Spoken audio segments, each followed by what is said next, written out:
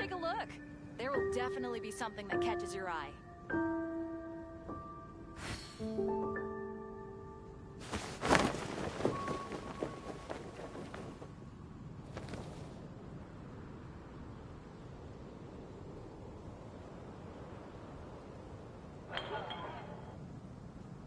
Today's recommendation is the steak.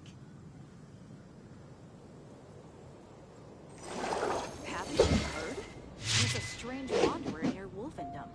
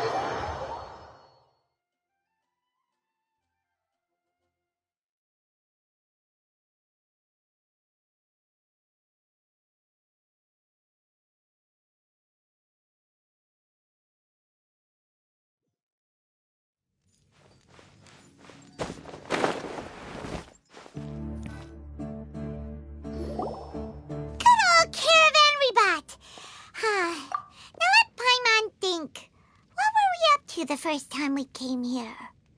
Oh, Paimon remembers! Nahita's consciousness had been trapped by the doctor, but we followed the clues she left behind to help her.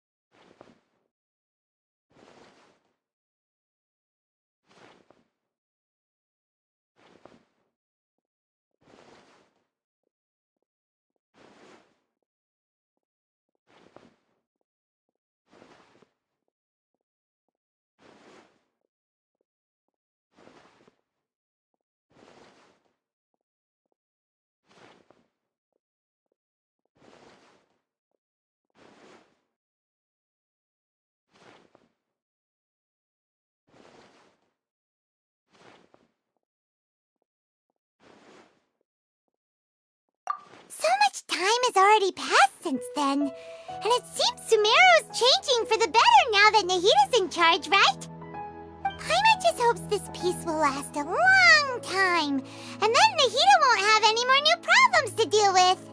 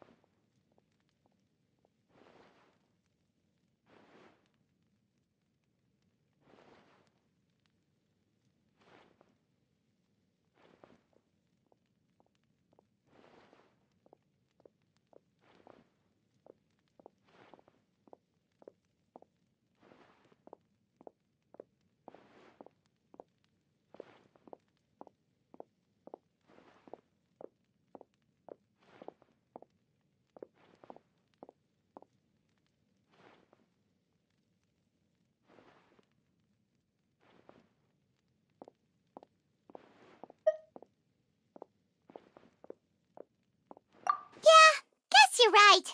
We somehow always find ourselves right in the thick of it. Who knows what will happen next? Come to think of it, maybe it's all because of you. Maybe you're just a magnet for trouble.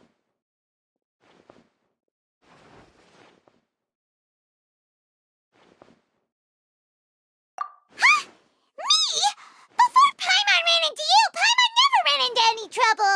At most, when she was super tired, Paimon got caught in some strange whirlpool and sucked out into sea. And even then, you fished Paimon out. Anyway, for Nahida's sake, maybe we should think about heading to our next destination for now.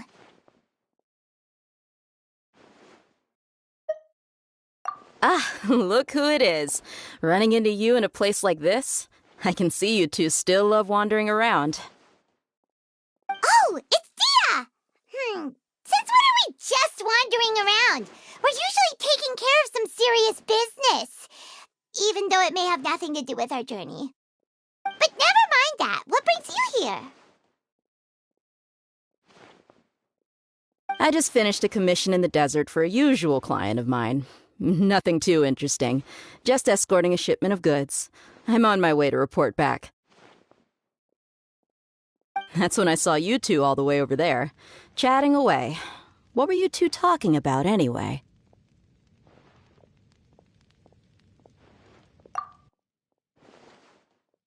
Huh? You serious? Can't say I saw that coming. But you are travelers after all. I guess you'd never stay for too long in one place. Bumping into you like this will become a rarity. I'm starting to feel sad just thinking about it. Hey, how about I gather a few mercs to escort you two? What do you say? Thanks, but no need. Oh, Paimon had no clue you'd miss us so much. But don't worry, we'll come back to see everyone when we get a chance. Sounds good. All you need to do to get to Fontaine is cross this stretch of desert and navigate some waterways. Knowing you two, I'm sure it won't be anything you can't handle. So, when are you leaving?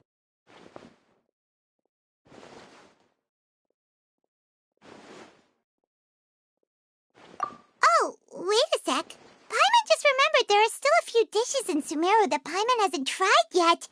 Now, where's that list Paimon made?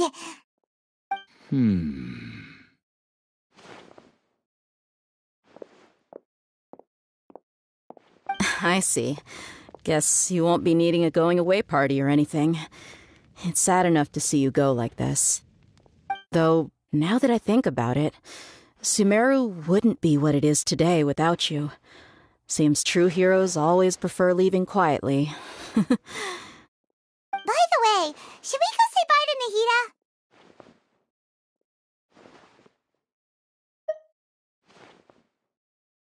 Oh, good point. Then there's no need to bother her in the real world. Then, I guess this is goodbye for now, Traveler in Paimon. Whether as a client or a friend, you're always welcome to come find me. Goodbye, Dia. Bye-bye, Sumeru.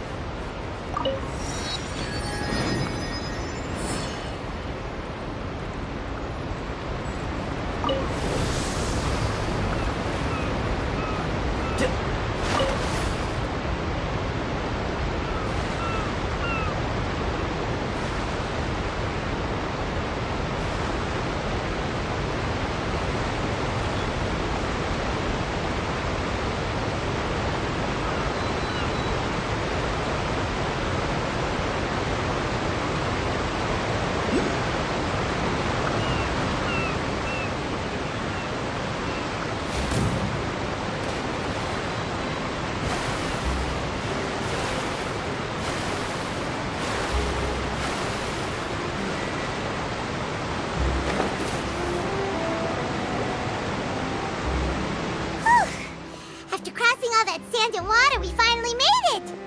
Oh, this must be Fontaine's port! Wow! Everything looks so advanced in Fontaine! Paimon's heard that the industry here is extremely developed, and there are all kinds of unusual machines!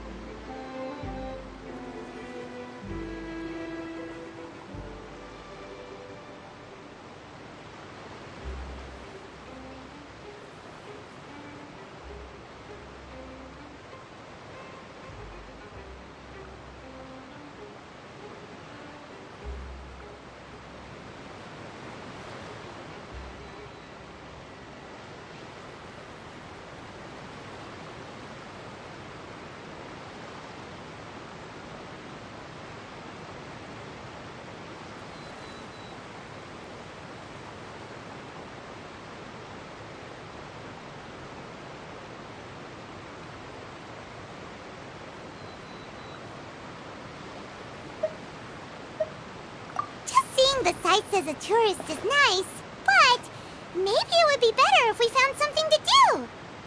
What do you think?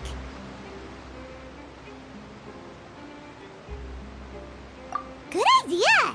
Nahida gave us loads of useful information. Seeking out the Seven is probably still our best source for information at this point.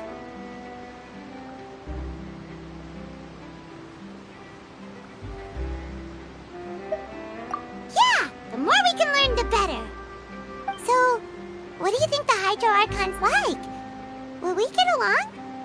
Nahida said that she has a very unique personality, whatever that means. To learn about a nation's god, start with the nation's people. There seems to be some locals talking over there. Let's go see if we can join the party.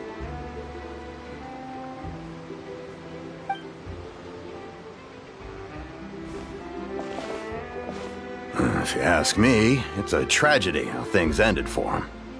Clearly, he was a pretty decent person. Yeah, I didn't expect that kind of ending for him. I thought he would at least fight on a little longer for his family. I was expecting a sudden plot twist, but it's a pity that it never happened. Still, his story is quite the tearjerker.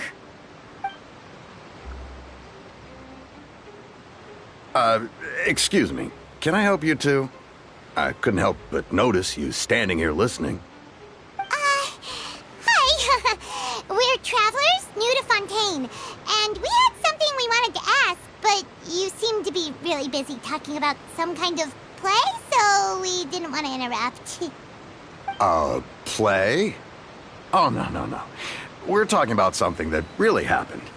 In fact, it's a case that was just heard a few days ago. Really? Like a real trial? But the way you were talking about it and the words you used just now made it sound like some kind of story. Well, good tales are often based on true stories, aren't they?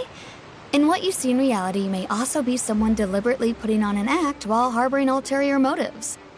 Whether something is true or not simply isn't that important.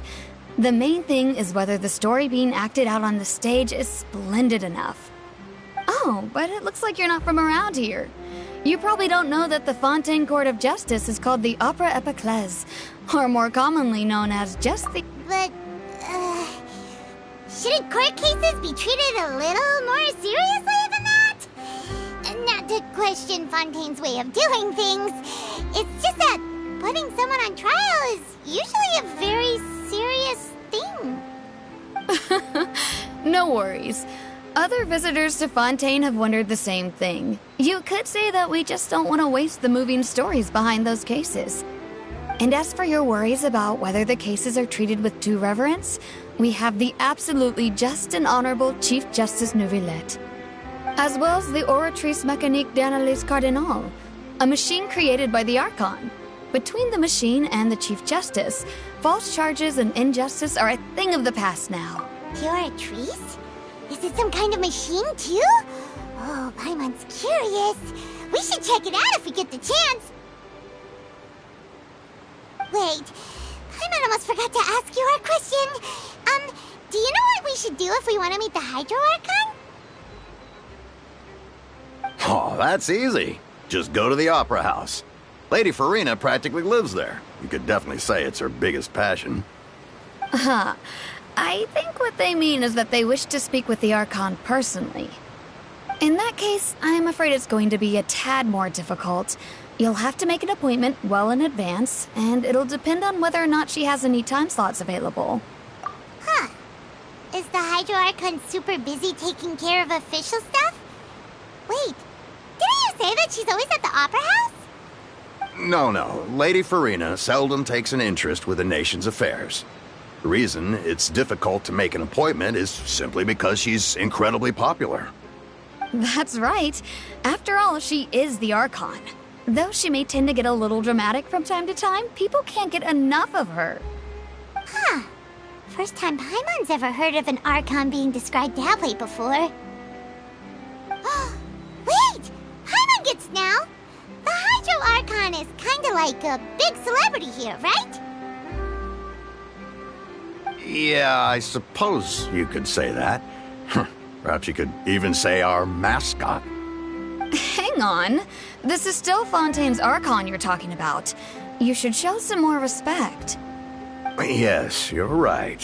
I guess I should at least try to be a little more respectful in front of visitors.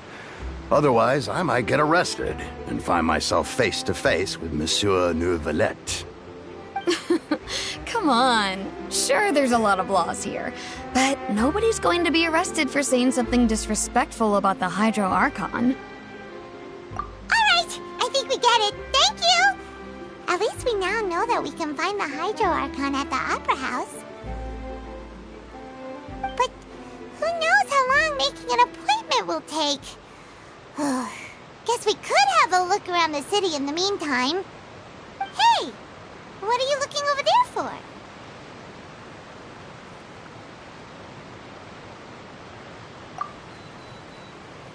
Huh. Maybe something's the matter. She isn't going to jump into the water, is she? Maybe we better go check on her.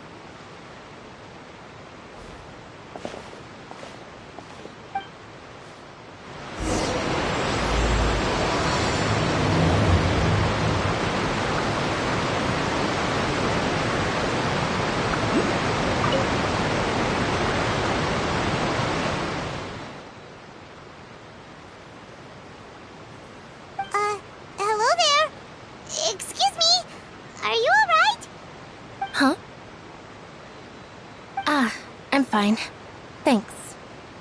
Oh, okay then. We just noticed that you seem to be worried about something. About many things, actually. But there's nothing I can do but just keep my troubles to myself. I was just reminiscing about a place my brother and I would play when we were kids. It was just atop that hill over there. See? You're pointing at the sea. Wait, are you saying that you and your brother lived in the water? No, people call the waters around Fontaine a sea. It's actually just an inland lake that's filled with fresh water. And no, I can still see that hill clearly in my memories. Now, it's been completely submerged. He would skip and jump, tossing sand in the wind. The sun shone brightly, and the air was filled with the scent of the sea. But now, the water is gradually swallowing our memories. It won't be long before it swallows us. Sorry.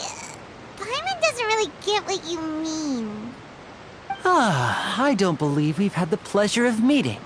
Are you Lynette's new friends? Oh, and you are? Thanks for looking after my sister. She often comes here to reminisce about our childhood, that's all. There's no need for any concern. Oh, allow me to introduce myself. I'm Linny, and this is my sister Lynette. If I had to guess, I'd say you must be travelers from abroad. Nice to meet you! Paimon is Paimon, and this is the Traveler. We just arrived in Fontaine. We were just talking with your sister. Even though we didn't really get what she was saying. I see. It's unusual for Lynette to be so willing to talk with anyone. In fact, she seldom speaks at all.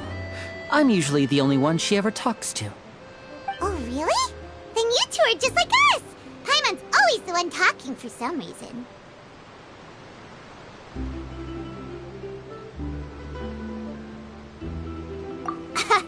So that's how you think it is? I also think my brother can be too talkative at times. Seems you were right, Paimon. We are quite similar. So, what did Lynette mean just now when she said that the water is engulfing your memories, and that it won't be long before it engulfs you too? Oh, that. It's from a prophecy that's been circulating in Fontaine for some time now. Well, I suppose prophecy isn't exactly the right word, because that implies a certain amount of uncertainty. There's no doubt about what's happening in Fontaine now. Where to begin?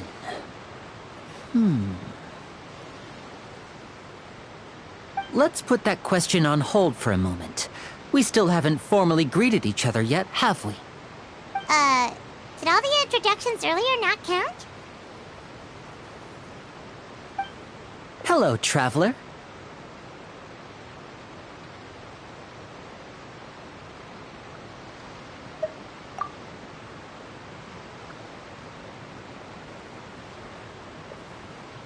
And hello, Paimon. Hey! Why didn't Paimon get a handshake? You're not poking fun at Paimon, are you? Please, don't take offense. Just consider it a sort of etiquette we have here in Fontaine when making new friends. You should remember it. It might prove useful. Oh, all right then. Well, Paimon's just happy to have a local friend now. By the way, we were just getting ready to go to the Opera House to meet the Hydro Archon. Would you be able to show us the way? So you're going to see Lady Farina? No problem at all. In fact, I was planning to go to the Opera House later myself. I'll gladly take you once I finish things here. Please, follow me.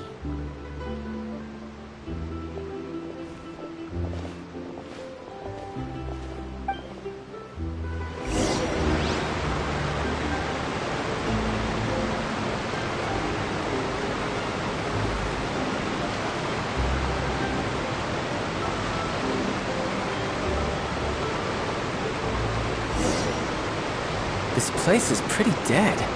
By which I mean, there's nothing to kill.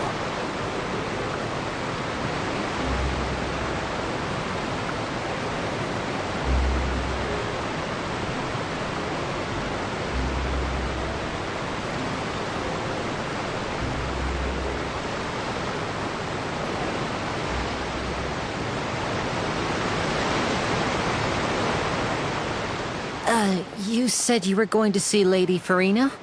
Well, it seems Lady Farina has come to see you.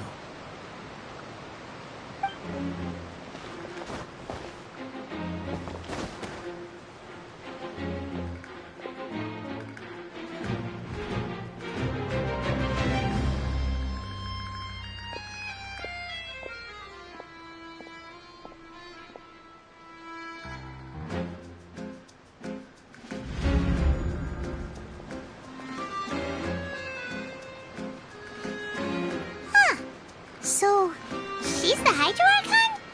But how did she know we were looking for her?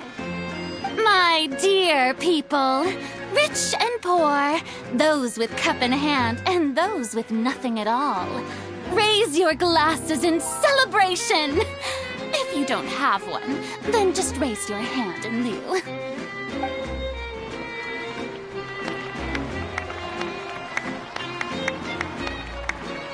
As you can all see, 2 unfamiliar travelers have arrived in our nation. Come, let us make a toast in honor of this traveler and her companion who have journeyed here from distant lands.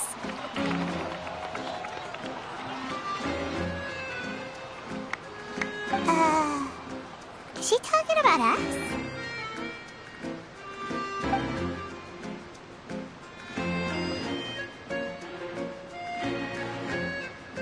I've long heard of the turmoil and chaos you've left in your wake as you visited other nations. But I welcome you nevertheless.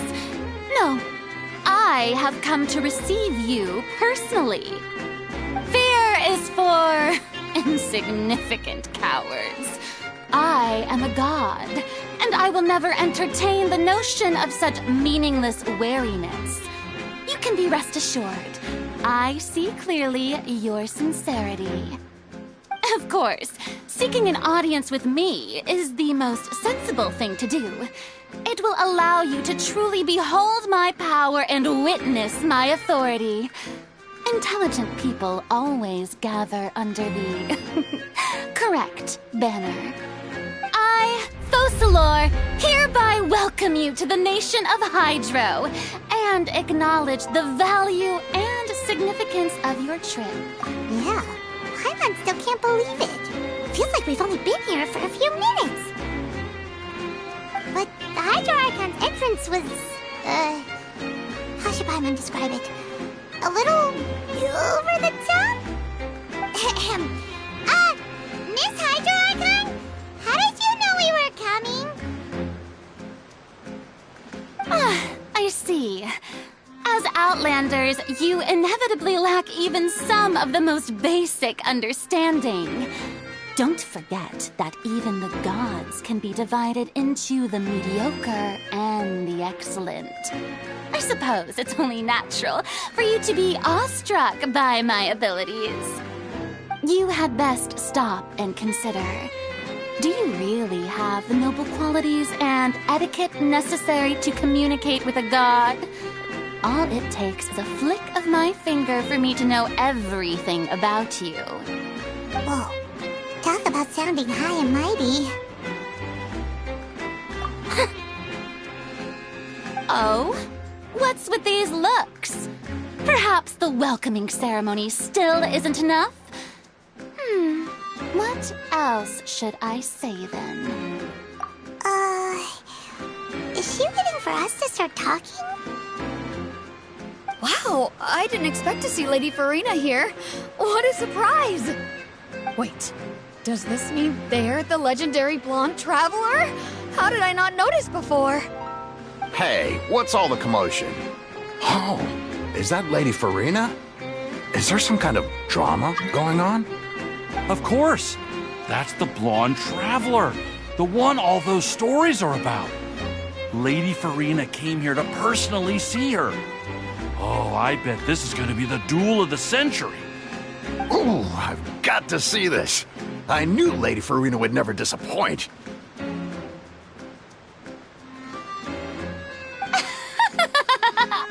Yes, but don't get too excited now.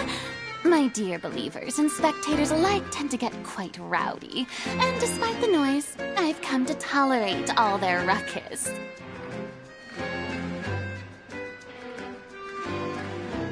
You may consider this my reward to all of you. I have determined that there will be an epic duel between myself and this traveler from another land, just as you were hoping to see. Now she wants to fight? Aren't we getting a little ahead of ourselves?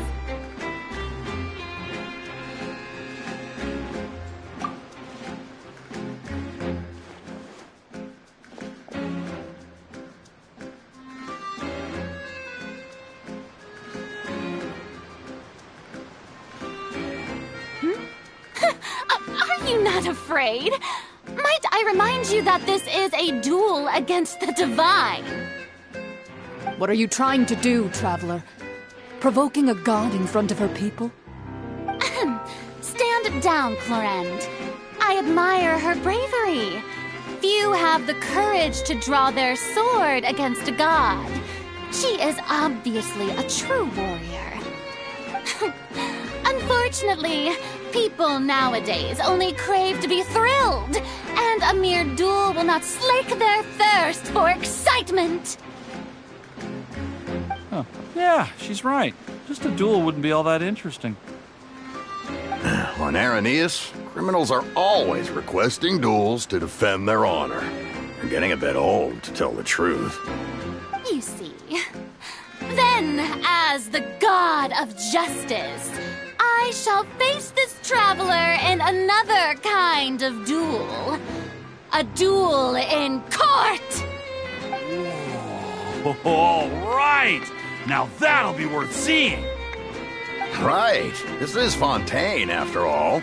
Such a grand opera house, it would be a pity not to use it. Why do you care so much about the crowd's reactions? Seems you've spent a little too much time in the opera house. Besides, how exactly do you plan to have a duel in court? You mean you're going to put us on trial?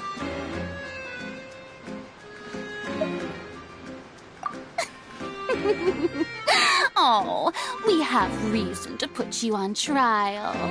It's obvious. According to Fontaine law, no one is permitted to release any flying objects within Fontaine city limits during the first 3 days of each month. You are clearly guilty of violating this law, no? Oh, so that's what they've done wrong. That's our Lady Farina. No one knows the laws of Fontaine like she does. You call that obvious?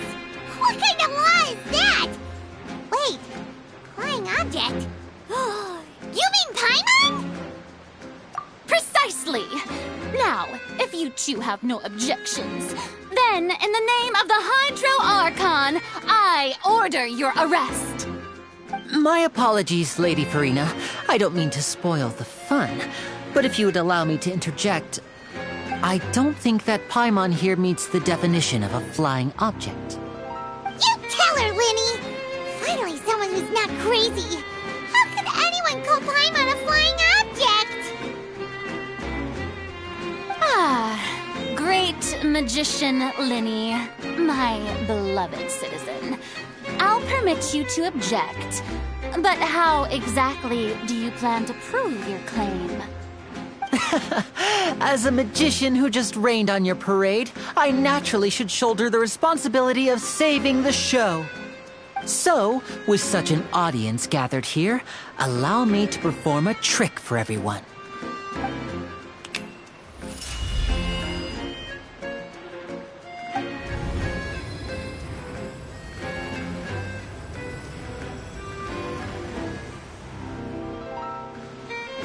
Ta-da!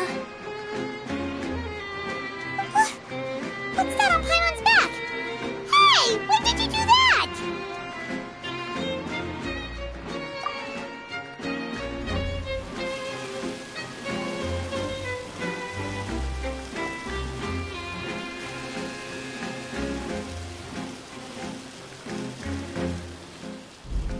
There. As you can all clearly see, Paimon should be classified as, well, something like a balloon. This rope has been in the traveler's hand all along. It was just that no one could see it before. Huh? You call that magic? You've got to be joking. I thought it was pretty good. Nice one. Huh. I'm not sure what to think. It seems Lady Farina's charges no longer hold water.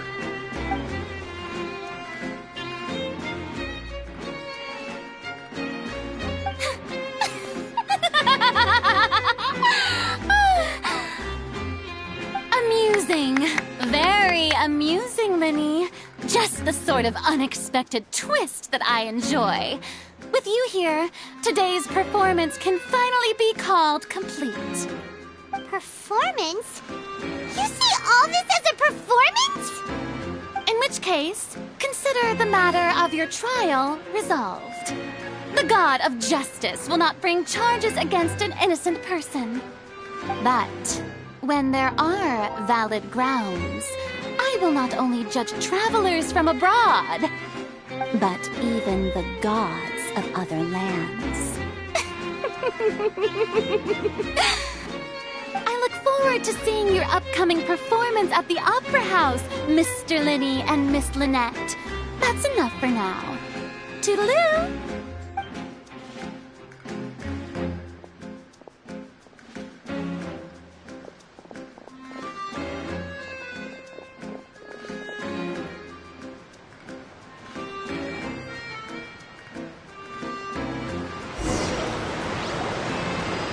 Just like that, she's gone. Well, that's the most unpredictable Archon Paimon's ever seen. He never even had a chance to ask her anything. But that's a problem for future Paimon. That whole scene just now was really... Don't mention it. I just happened to remember that there was such a law, so I did a little preparation, just in case. I didn't think it would actually come in handy. So, now do you see what kind of god Lady Farina is? She can be a bit confusing at times, but she is still amenable to reason.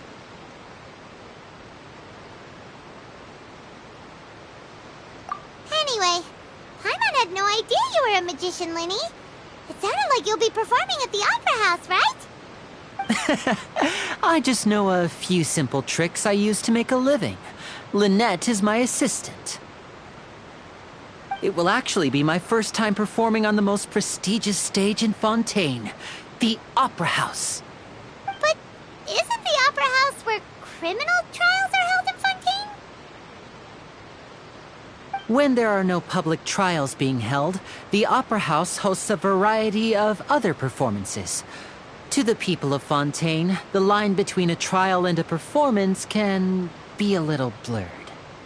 And speaking of performances, I would be remiss to forego this opportunity gifted by fate. Might I invite the two of you to see my performance? My brother's always excited to make new friends. Oh, sure.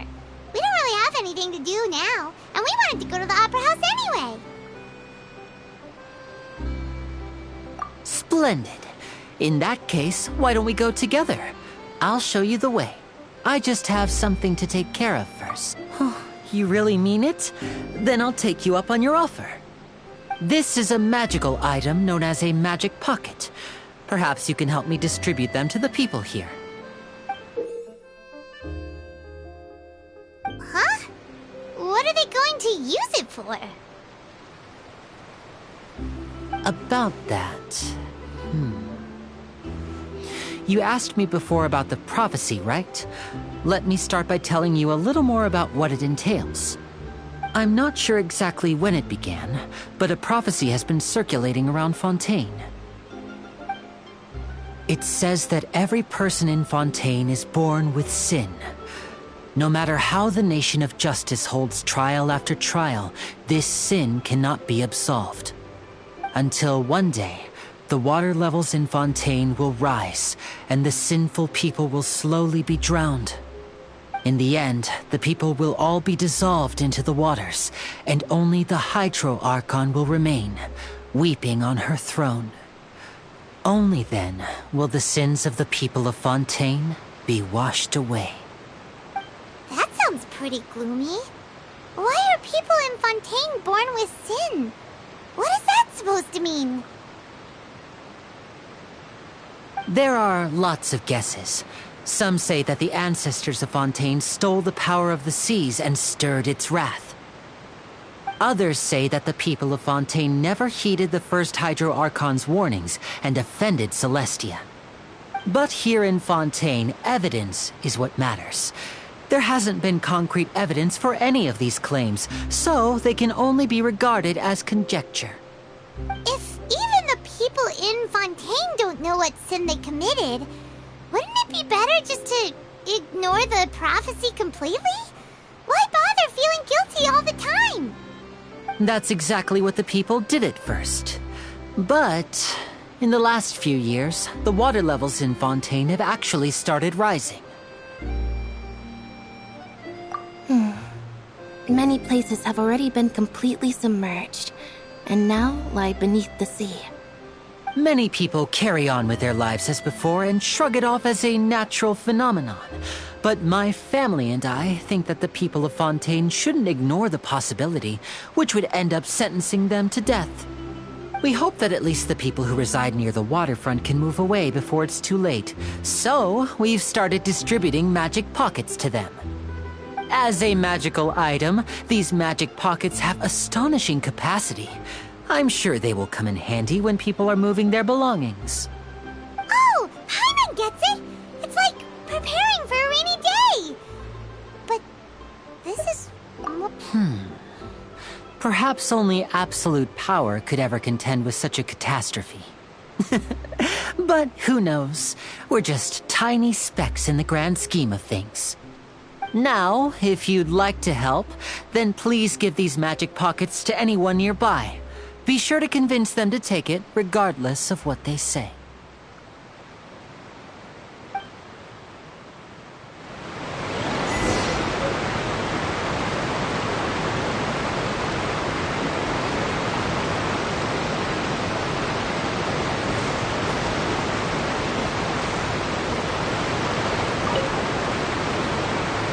What's this? So you also believe in the prophecy. Keep it. I won't have any use for it. What? You mean you don't believe in the prophecy? No, I believe in the prophecy. But I also believe in another story. The story says that people once lived in the ocean. They were one with the ocean and couldn't live apart from it. But as time wore on, people desired to live on land and developed blood vessels, encapsulating the sea within their bodies. Thus could people set foot on land. So, if you ask me, when the water rises and takes us all, it'll be like we're going home. Oh, we hadn't heard that one before. But people can't live underwater. They'll die. You should probably still take it. All right, I'll take it. I guess I just feel that being dissolved into the water doesn't necessarily mean death.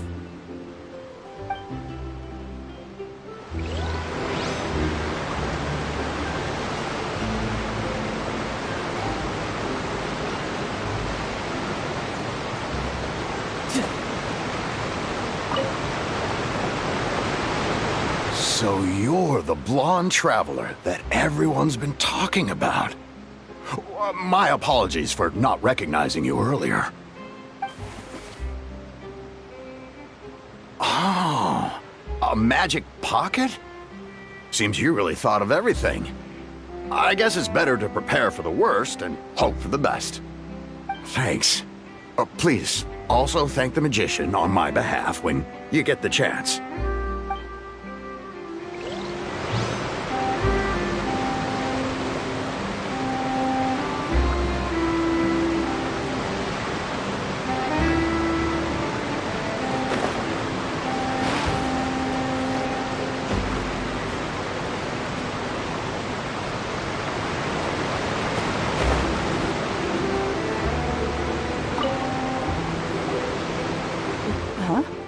I don't want that thing. Way I see it, if the prophecy's true, it's still gonna be a long time before the water can cover everything. Life is all about living in the moment. What use is there in worrying about the future all the time? We'll cross that bridge when we get to it. You should still take it. You never know when it'll come in handy. Oh, all right, fine. Thanks.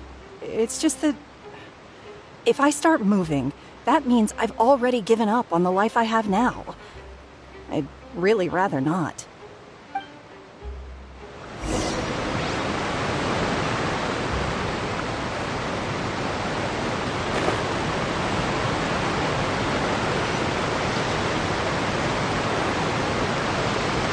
Oh? You already handed out all of the magic pockets? That was fast. So, what did people have to say? I bet you heard some, interesting opinions. Yes, but that will change once disaster strikes. I know they'll change their minds, so it's only right to help them prepare. Is there anything else you need to do before we leave? Yes, one last thing. I have the magic pockets made by a workshop in the court of Fontaine. Since we're out and about, I was thinking about bringing him some more materials. So, you want to collect materials? Just tell us what the materials look like and we'll help. Many hands make light work. Oh, that would be much appreciated. We'll need some Romaritime flowers. I remember seeing them near the waterfront on the east side of the harbor.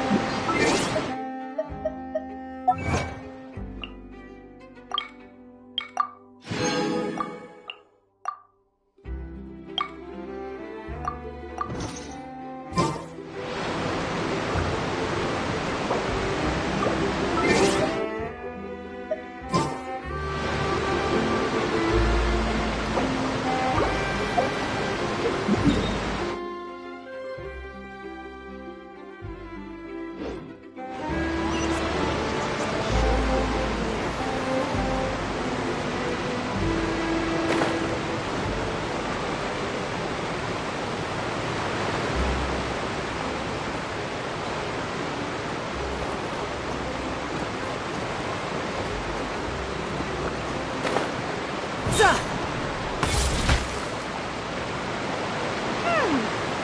seems we have to use Hydro to collect for maritime flowers.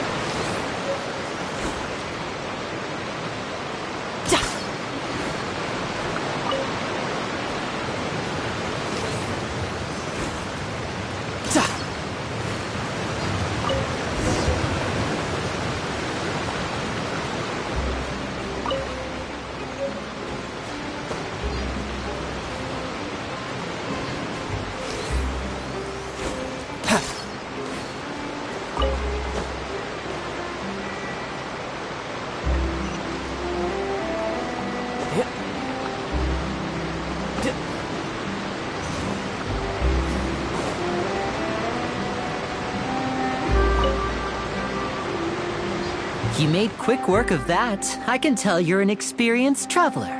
I've also finished collecting a few here. Maybe next time you'll feel like helping too, Lynette. No way. I'm in power-saving mode today. Otherwise, I fear I may not have any energy left for the performance at the Opera House. Fine. Though the performance is still a long way off. Now that we're finished here, we should get ready to head back to the Court of Fontaine. So, we're going to the Court of Fontaine before we head to the Opera House? Good. Paimon wants a tour of Fontaine's largest city and try...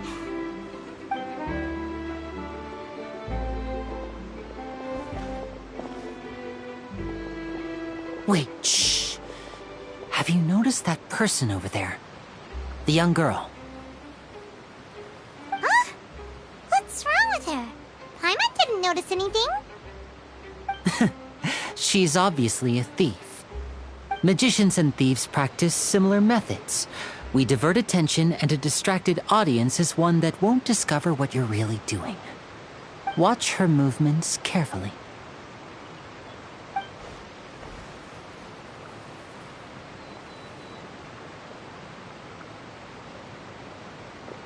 Oh, he's right! Shh, keep your voice down. We need to think of a way to catch her, but it seems she's very alert. Perhaps we should split up. You two can ride the lift over there and wait up top. I bet that'll be her escape route if she tries to run.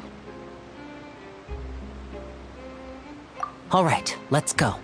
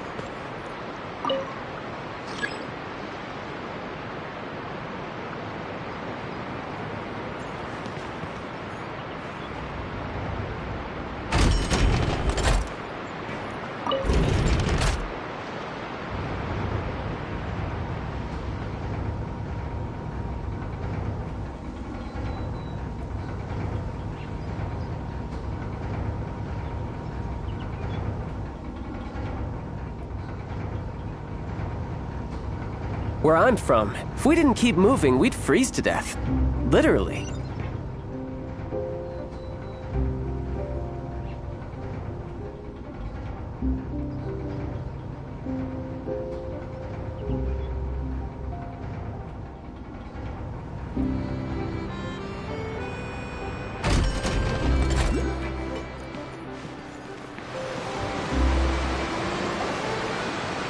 This is the spot where Linny wanted us to wait.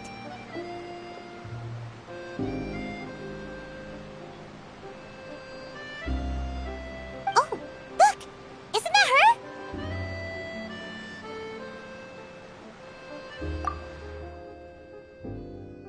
Oh no! Did she notice us? She started running the other direction! What should we do? Should we chase her?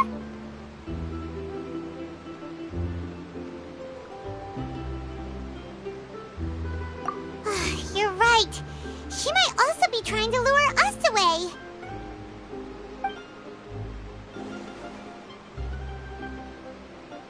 Nothing's happened for a while now. Paimon wonders if Linny caught the thief.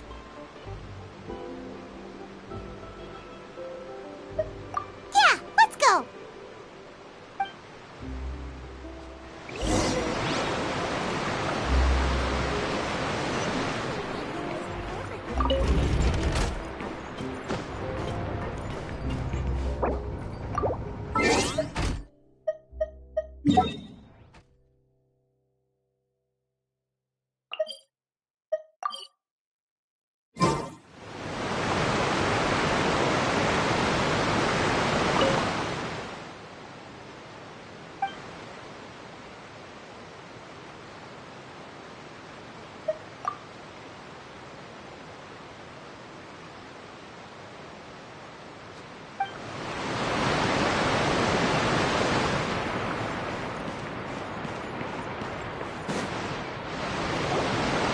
Are you sure that's all she took?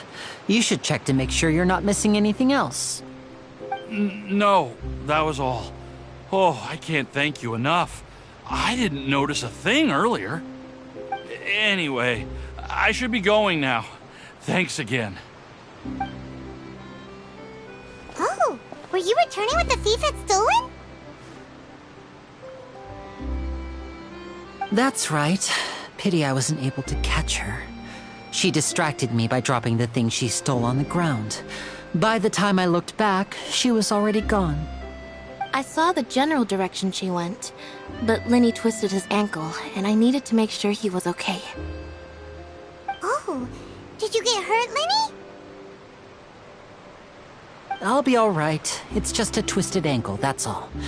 In fact, it's feeling better already. If you want to play at being a hero, at least try not to get hurt doing it. Imagine what would happen if you managed to derail our performance as a result.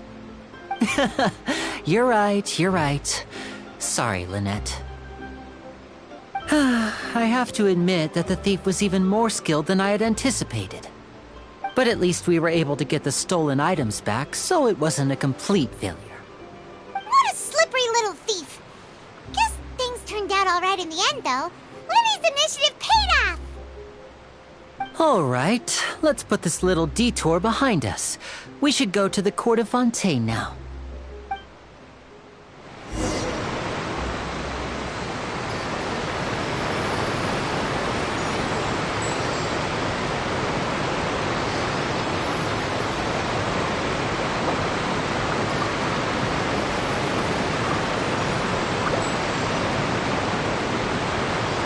No time to lose.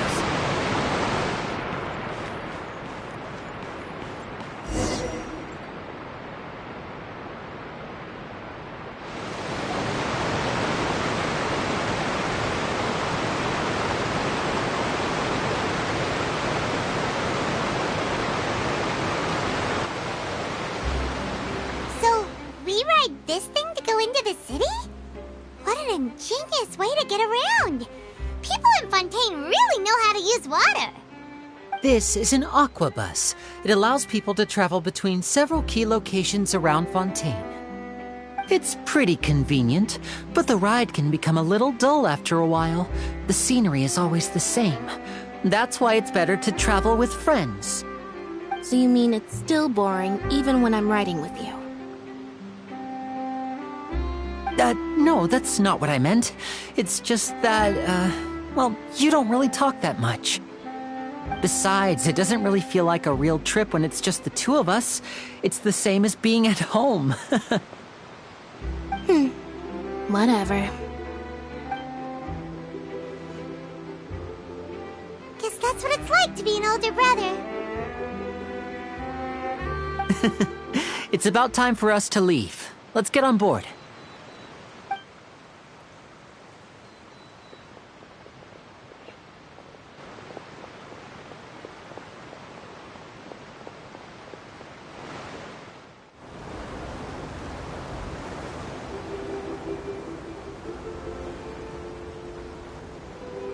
Huh?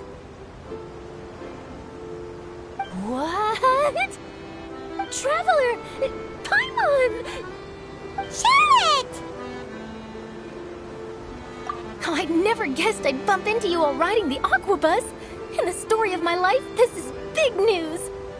What are you doing in Fontaine? I didn't hear anything about you paying us a visit. Yeah, it's quite the coincidence. But as travelers, we're always on the move. It's not surprising that nobody knew we were coming. Though we still have no idea how the Hydro Archon knew about us. Oh, let Paimon introduce you to our new friends! Oh, no need for introductions, Paimon. I would recognize the great magician Linny and his assistant Lynette anywhere. I wouldn't be much of a reporter if I didn't know who they were. It's a pleasure to meet you. I'm Charlotte, a reporter for the Steambird. Nice to meet you. From the Steambird, huh? We've often relied on your paper to promote our performances. It's an honor to meet you. Now that everyone knows each other, Fontaine suddenly doesn't feel like such an unfamiliar place. So, what have you been up to lately, Charlotte? Any big news? Not too much. When there isn't any breaking news, I mainly cover the trials at the Opera House. You can still manage to keep readers' attention as long as you tell things from a clever enough angle, even if it's the same old topics. For example, reporting on how a scammer once deceived vulnerable girls into relationships, or how a financial criminal was once so poor that they ate a single piece of bread for 5 days. Ah, you're right. Seems you know me pretty well.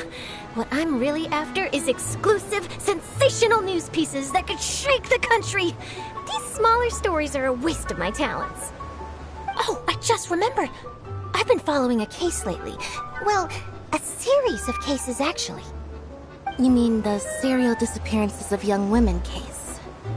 That's right! These stories are the talk of the town right now, and it's probably the most mysterious case we've ever seen.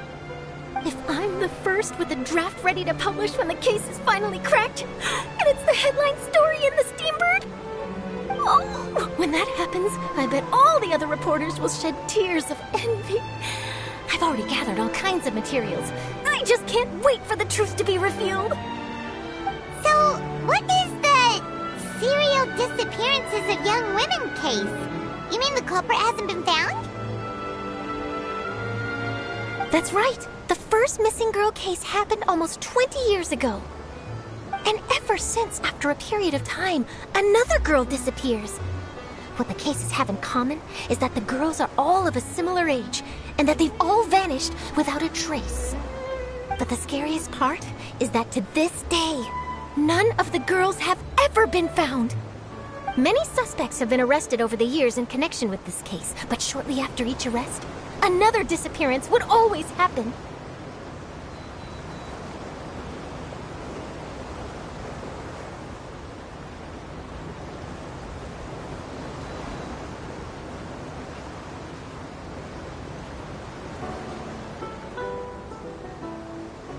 Yes, it's possible. But either way, I believe that every case has some precise truth behind it, waiting to be exposed. Yes, I agree. And at the very least, the family of those missing girls deserves some sort of explanation. I just imagined for a second what I would do if Lynette were to suddenly disappear. I'd pay any price to get her back, and then find a way to track down the culprit. Please don't imagine that, Lenny.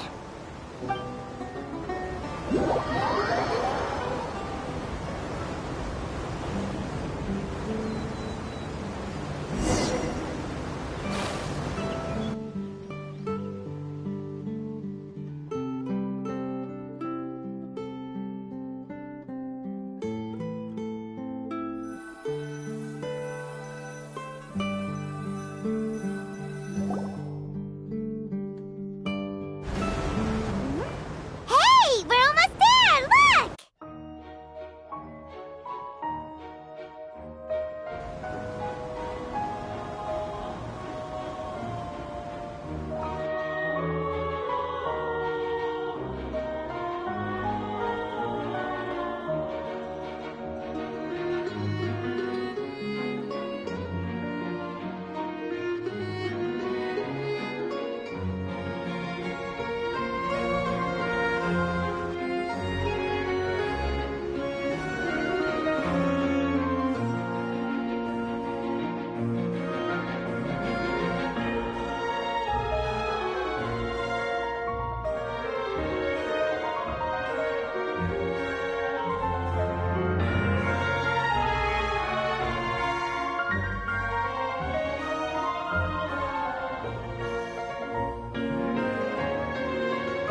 Well, I really enjoyed chatting with you.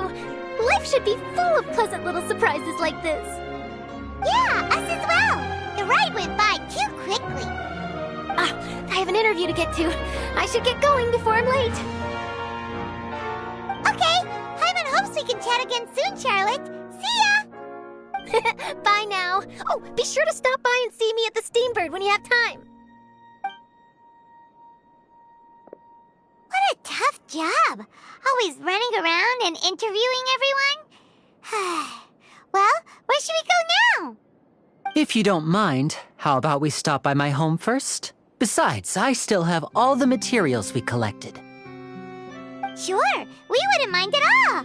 This city is so huge, Paimon wouldn't know where to start anyway.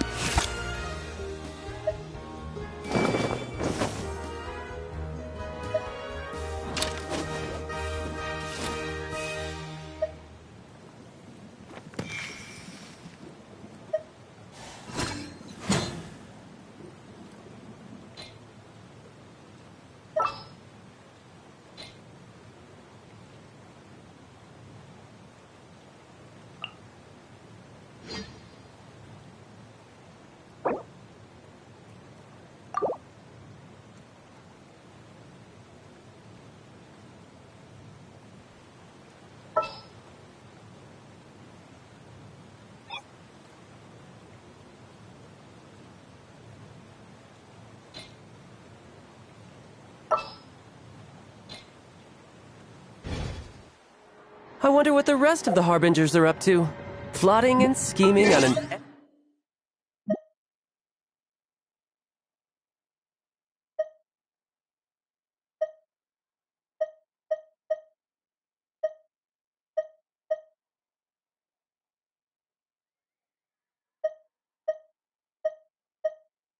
For grander scale, no doubt.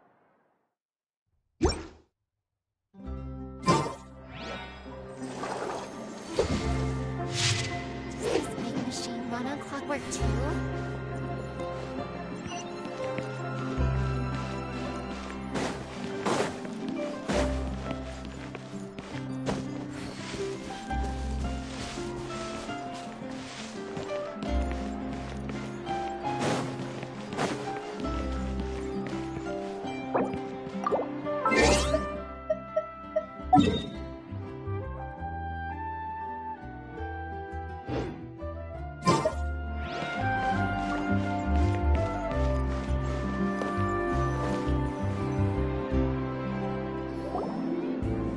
This is our current abode.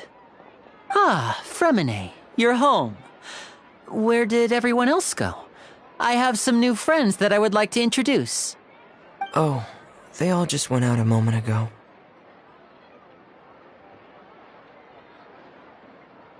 I see.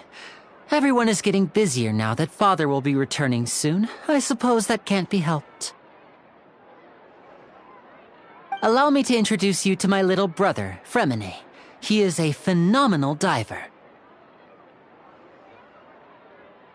Hello.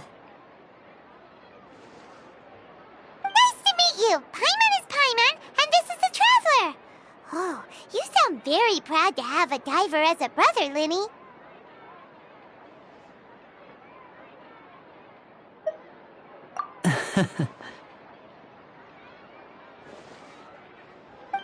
Linny, could you come here for a moment?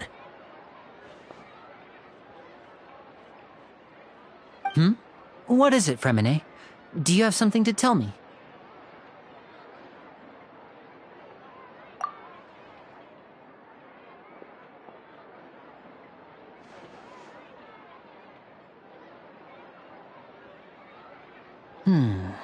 Okay, I see. Is everything all right? Oh, it's nothing. We were just discussing a little housework. Sorry for the interruption. Oh, before I forget, the Traveler and I collected more materials to make magic pockets. Were you able to get any, Fremine? Yes, I went diving and gathered lots of materials. I was about to give them to you. That's our Fremine, always quick with the underwater work. All right, I'll take these to the workshop.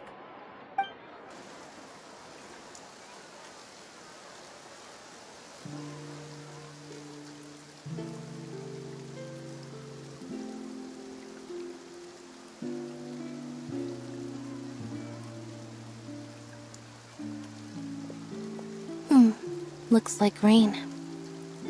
Oh, you're right. But wasn't it clear and sunny just a moment ago?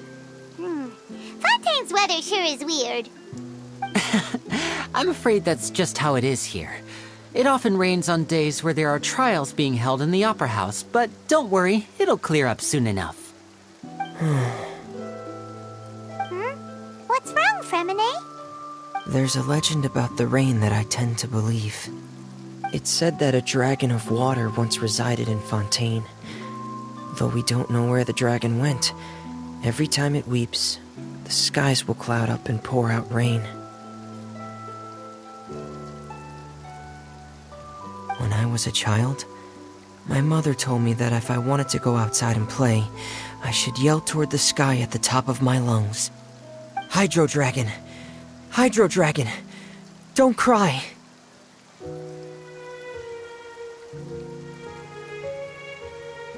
If it's an elemental dragon, then having the power to make it rain wouldn't be very unusual. Let Paimon try something. Hydro Dragon! Hydro Dragon! Don't cry!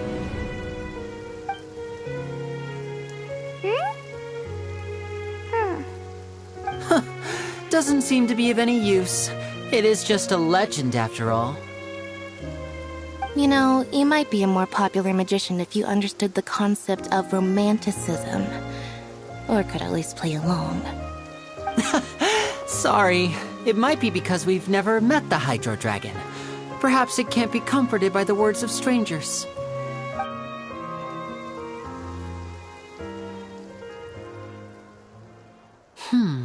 It rained for longer than I suspected. Oh, it's already getting late. Was there something you needed to do, Linny? Yeah, some preparations for the show at the Opera House. I need to find a way to catch the last aqua bus of the day. On the day of the performance, just ride the aqua bus to the island of Irenaeus. I'll have Lynette meet you at the fountain in front of the Opera House. Oh, are you leaving now? What is it, Fremine? I'm in a hurry. Oh, I get it. You feel nervous delivering the materials for the magic pockets, is that it? Perhaps we could trouble the Traveler to help us take these materials to the Beaumont workshop and deliver them to the owner there? I'm afraid that Fremine can be quite introverted, and the boss there tends to be pretty talkative. Fremine has always been a little afraid of her. No trouble at all! Don't worry, we're on the case! Sorry for the inconvenience. I'm quite useless when it comes to such tasks. I'll think of a way to make it up to you. Oh, no need! This will be a walk in the park for us!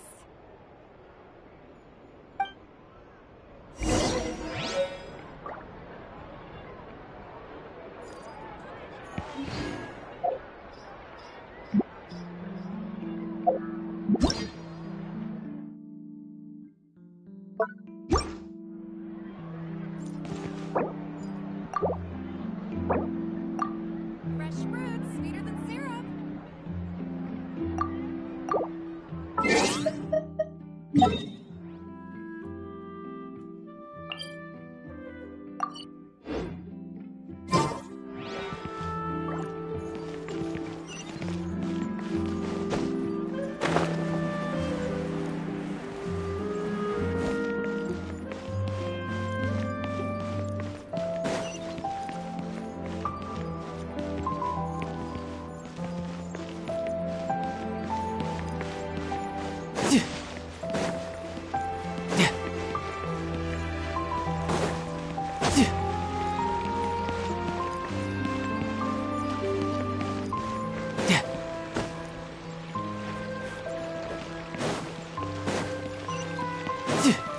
No time to lose.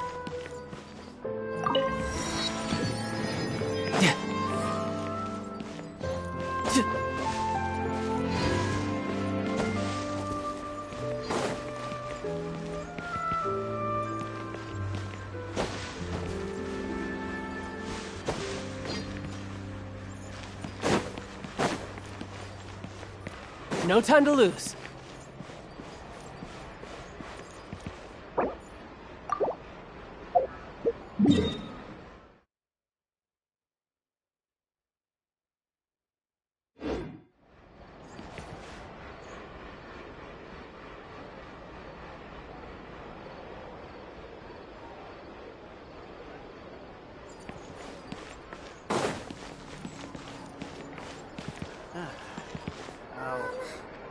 There'll be an extra fee for that. Exactly! But none of them believed me!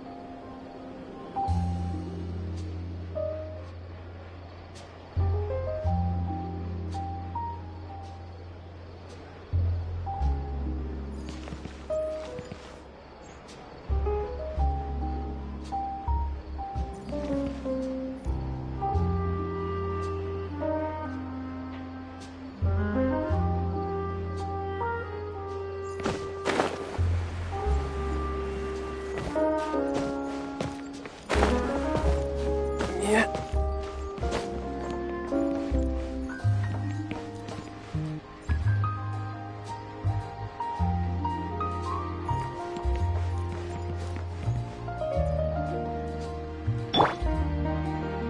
Crumble!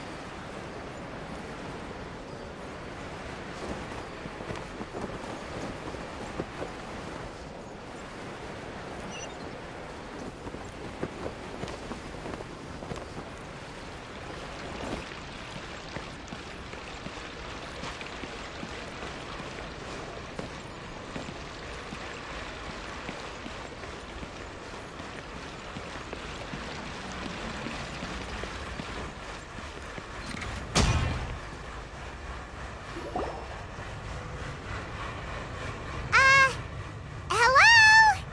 Is there anyone here? Oh, hello there. New customers? Looking to buy, or do you need something made? Or perhaps you're just looking for a chat with me. Oh no, we're just here to deliver some materials. Here they are. They're for making... what were they called again? Ah, these must be for magic pockets. I could tell right away. I've already made several orders worth now. No need. They've already prepaid several batches worth. When they told me what they'd be using them for, I even offered them a discount. But they insisted on paying the full amount, saying that I had a business to run. It seems both their hearts and their pockets are made of gold. Wow. So, is Linny actually loaded? I can't say for sure, but who knows?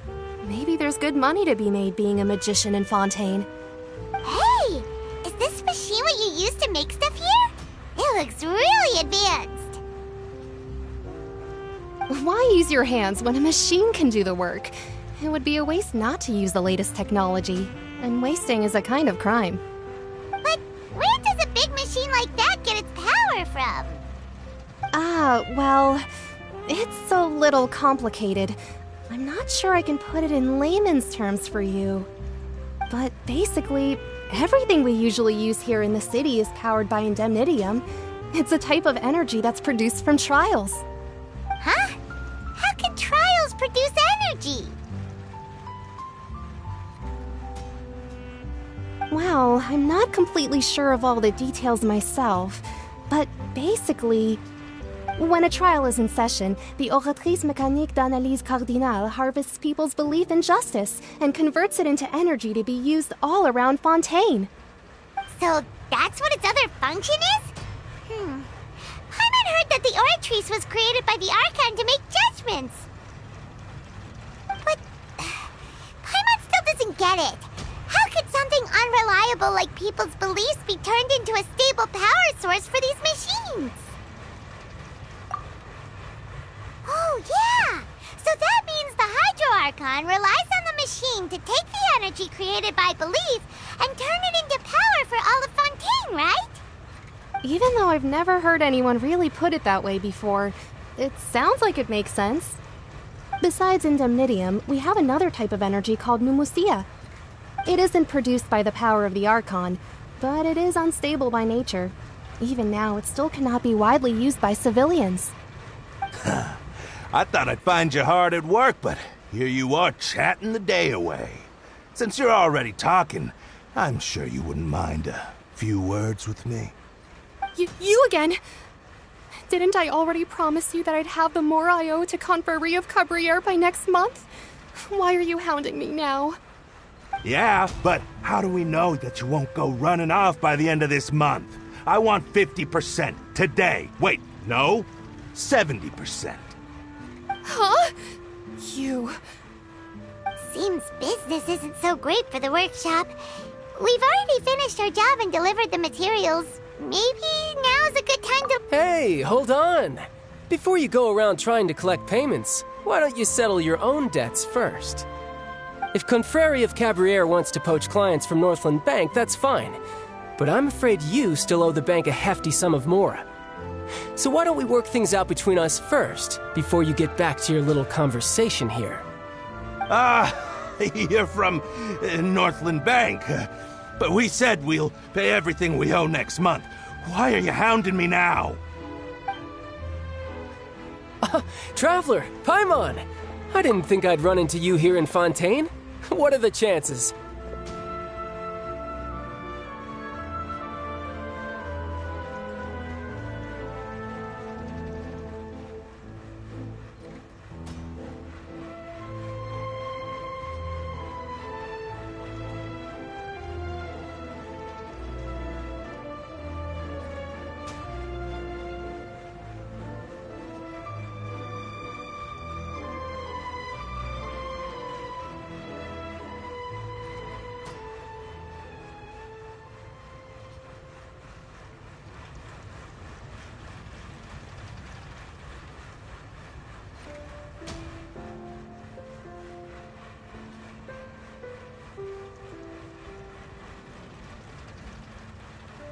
We're surprised to see you too! What are you doing here in Fontaine?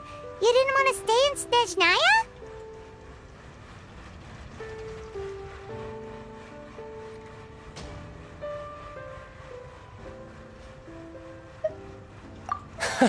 Long story short, I've already been in Fontaine for some time now, and honestly, things have been pretty boring. But it seems that fate brought our paths together today. Not only will I have some good friends here now, but ones who always seem to find trouble. Either way you look at it, it seems things are going to get a lot more interesting now. Pretty sure we'd want to avoid anything that you'd find interesting. Besides, our trip here has gone pretty well so far. Right, Traveler?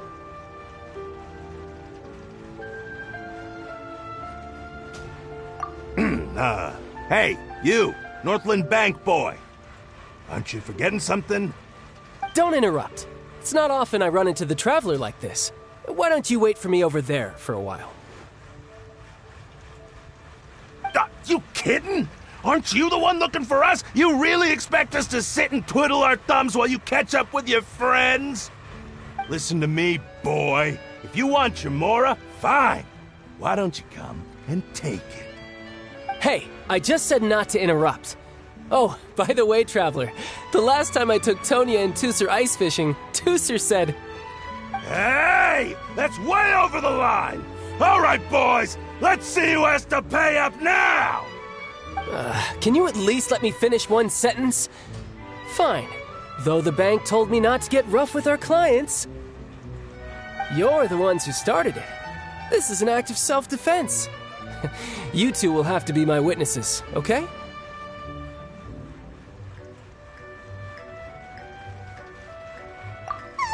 I'm sure this won't take long.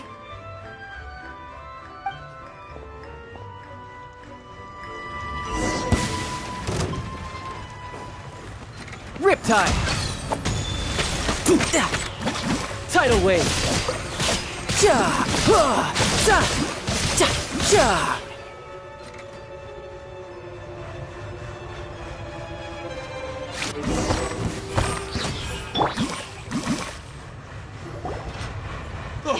What's your deal, Brad?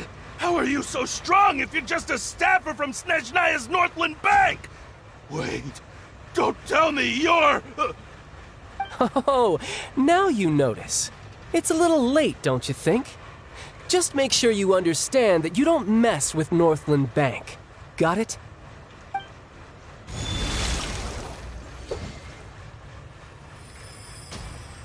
Huh? Now's my chance!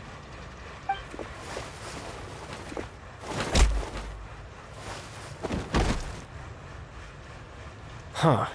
That was weird.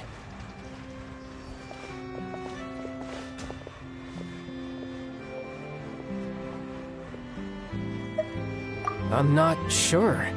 It's as if I suddenly lost control of my hydro powers when I needed them. Maybe there's something wrong with my vision? Strange. How could that happen? First time Paimon's ever heard of someone losing control of their vision.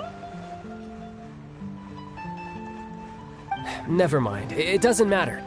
If I want to stay sharp, I shouldn't be relying too much on my vision anyway.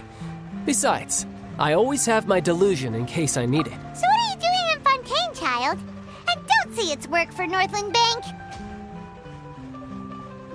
Well, I guess it's because I've been in a bad mood lately. Huh? What kind of reason is that? Wait, since when do you feel down about anything? I don't know. Maybe I still have a lot to learn about myself. But recently, there seems to be some sort of restless power stirring inside of me. And I don't know why, but every now and then I feel like I'm in a terrible mood. Maybe you losing control of your vision just now is connected with that power you're feeling inside. That is a possibility.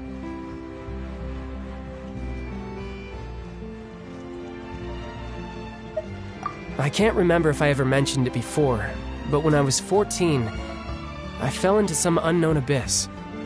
It was during that time I learned nearly all of my abilities. The one who took me under her wing and taught me was named Skirk. She was always quiet and very mysterious. Nobody knew where she came from or what she had been through, and she was always very strict when teaching me combat techniques. One time, I asked her why she was willing to take me on as an apprentice. From what I could make of her answer, it was because I had awakened it, and traces of it remained on me. She said that all my combat training would be useful in the future. But what is it? What did you awaken? She never explained that, but my guess is that it's related to a dream I saw when I had just fallen into that abyss. In my dream, I was in the deepest depths of the sea, and the boundless seabed was all around me. But in front of me appeared a whale that was so massive, I felt like I couldn't breathe. A whale? Oh, that sounds familiar! When we fought against you before, you summoned a huge whale that seemed to leap at us. Is that the one? That's just an abstract form of a whale that I create using my elemental powers. It takes that shape because the scene I dreamt of the whale has always been stuck in my mind. I'll never forget it. So you used the whale as inspiration for one of your moves? Huh. Seems a little... So why don't you just go ask your master? Maybe she knows the answer. You make it sound so easy. Ever since the incident I experienced there, I've never stopped searching for Master Skirk and that unknown abyss. But it's been years now, and I've still found nothing. There isn't even a trace of the place where I remember falling into the abyss. Oh, it sounds like some kind of ghost story. Yeah, I'm out of leads at this point, but there's nothing more I can do. It seems that strange encounters in this world tend to be elusive like that. Oh, seems the time really flies when I'm talking with you. I just remembered I have somewhere else I need to be, so I should get going. What? More work for the Northland Bank? No, it's more of a personal appointment. Lately, I've been sparring with some of Fontaine's official champion duelists whenever I'm feeling bored. Official champion duelists? You mean it's their job to duel? Yep, in Fontaine, before a criminal goes to court, they're given one chance to defend their honor by requesting a duel with an official champion duelist. The champion duelists are all-powerful fighters selected from among the nation's best, and the duel itself is a no-holds-barred fight with no specified stopping point. So engaging in such a duel is regarded as a symbol of defending your honor. If a criminal manages to win the duel, they'll be acquitted, but if they lose, they'll have no choice but to stand trial. And the worst case scenario is that you're simply killed in the duel. Though it's rumored that Fontaine has a death penalty, from what I can tell, no one has ever been officially sentenced to death. So really, the only people who opt to duel are those who have suffered a grave injustice in being accused, or those who greatly value their honor. Otherwise, why gamble with your life? So, do many people actually get out of their trials by winning the duel? Apparently, it's exceedingly rare for anyone to actually win. Fontaine probably enacted this system as a way to show that the nation respects the honor of its citizens. Besides, none of the champion duelists are to be trifled with, which is exactly why I was itching to face them as soon as I got to Fontaine. Apparently, the one I'm meeting today, Clorinde, is the strongest of the champion duelists. I had been asking her for some time before she finally agreed to face me today. Well, that's child for ya. Paimon feels like we heard that name somewhere before. Oh, before I forget, I want you to have this. Huh? Your vision? You're seriously just giving it away? I'm just worried that it could become uncontrollable again. I'd be pretty upset if it got in the way of my duel, so I think I'll be better off without it for now. Besides, I just need you to hold on to it for a short while. I'll come retrieve it when I have some time later. Paimon knows what you're up to. You just want an excuse to come talk to us again, don't you? Whatever gave you that idea? I'll be in touch later.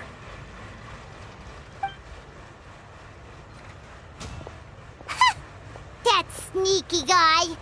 He said he's been feeling down lately, but he seemed the same as ever to Paimon.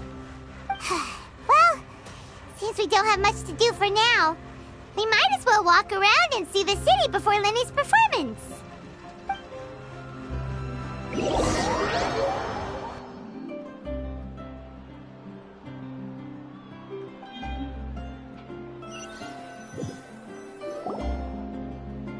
Wow! Who could have seen that coming? The reporter who was barely around for most of the story was the murderer all along! Sorry. Paimon was just surprised, that's all. Paimon never saw that twist coming. The murder mystery, the whodunits here in Fontaine are a lot different than the light novels you see from Yai Publishing House. Both have their merits, but Paimon thinks this style of novels are more, well, novel. It's so exciting to reach the moment when the mystery is uncovered, especially in the one Paimon was just reading. You should buy a copy and read it too. Oh, sorry about that. Paimon will be more careful next time. Hey, shouldn't we be heading to the Opera House to see Lenny's performance soon? It's almost time for the show to start, so we should get going. Lenny said that the Opera House is on Aranias, so let's go ride the Aquabus!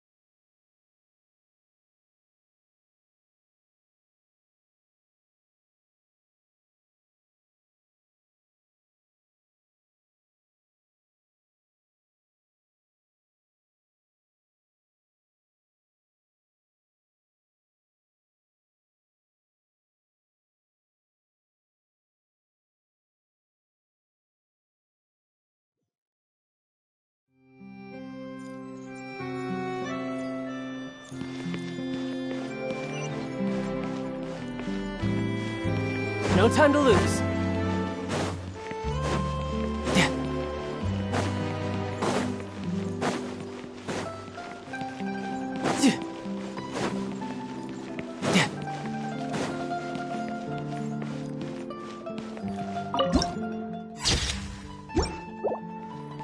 No time to lose.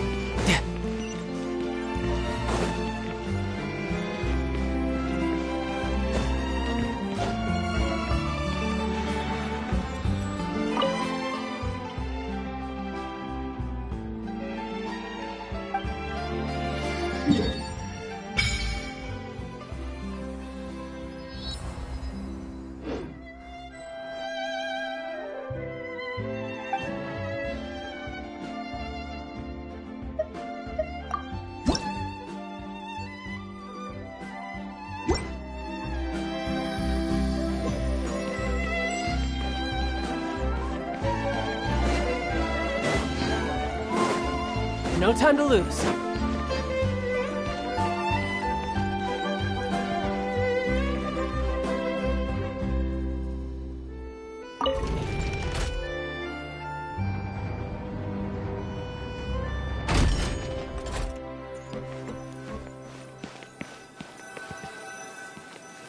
Welcome to the court of Fontaine. Please watch your step.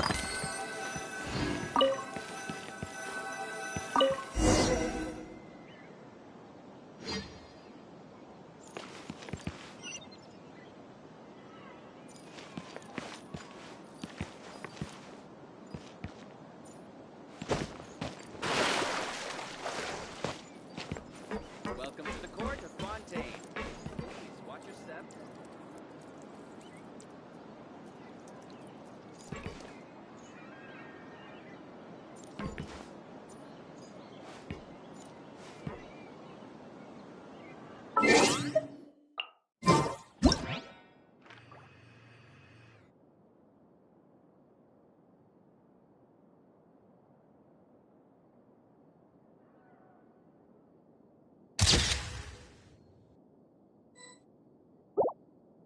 You know, there are better ways to seek out our enemies than, well, standing here.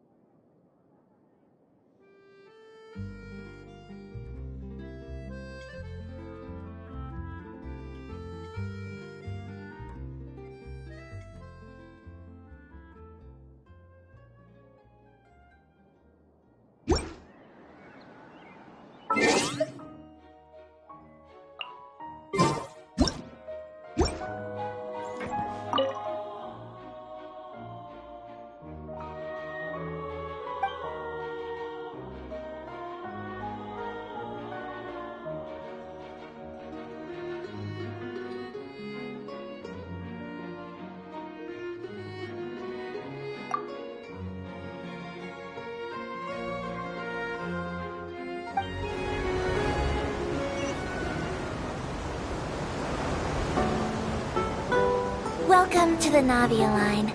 I am Elfan. The boat will be departing imminently. Please do not stick your head, hands, or other body parts outside the boat.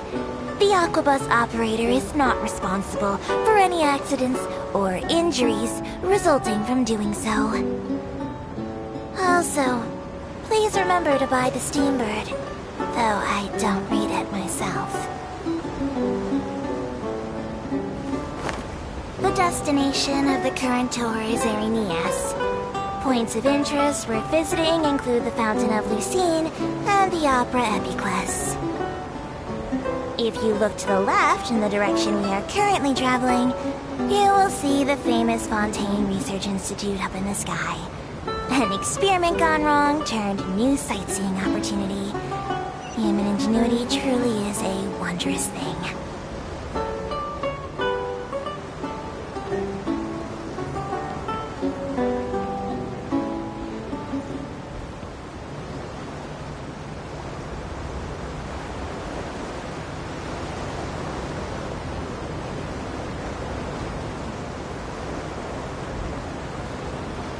Approaching our final destination. Please be sure to bring all your personal belongings with you as you disembark.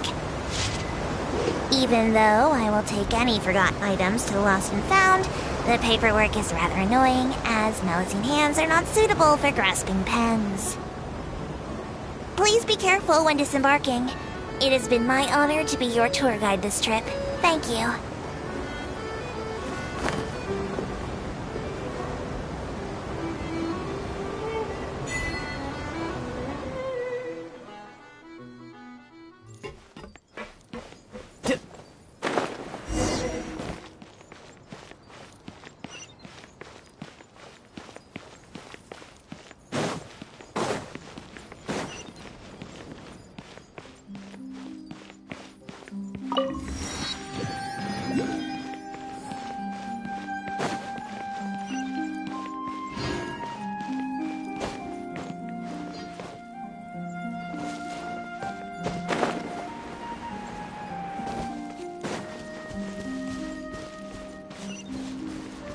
No time to lose.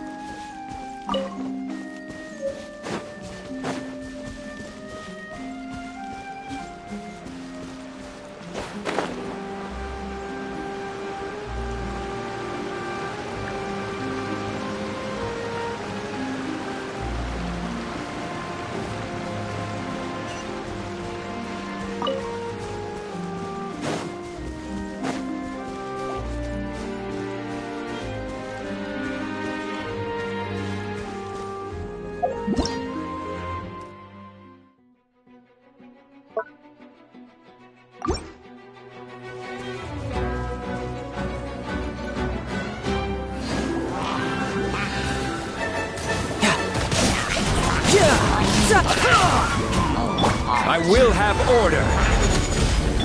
What a nuisance. Emerge. Right here. Right now.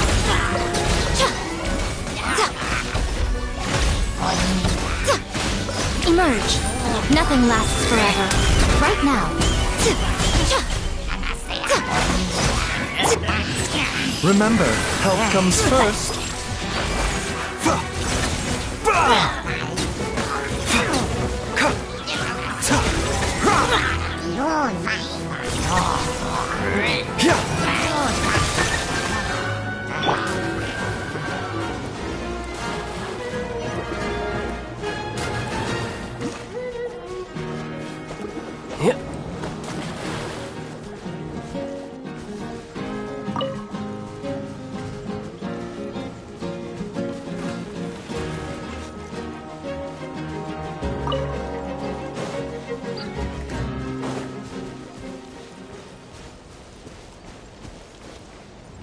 Yep.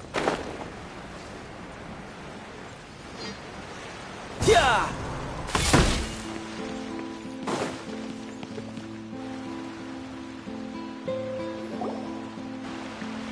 Whoa! Now this is fancy! The Opera Epiclese. What a place to hold a performance! No wonder Linny and Lynette were looking forward to it. Huh. Looks like there's a lot of people standing around the fountain up ahead. O Archon, please bless us with a bright and healthy child. We pray. I don't know why you always feel the need to ask so much. I'll be happy as long as our child is healthy and lives a peaceful life. I guess if they're our kid, then there's no doubt they'll turn out smart. Maybe this is one of the customs in Fontaine. There sure are a lot of couples here. Vache. What's wrong? Vache. Vache.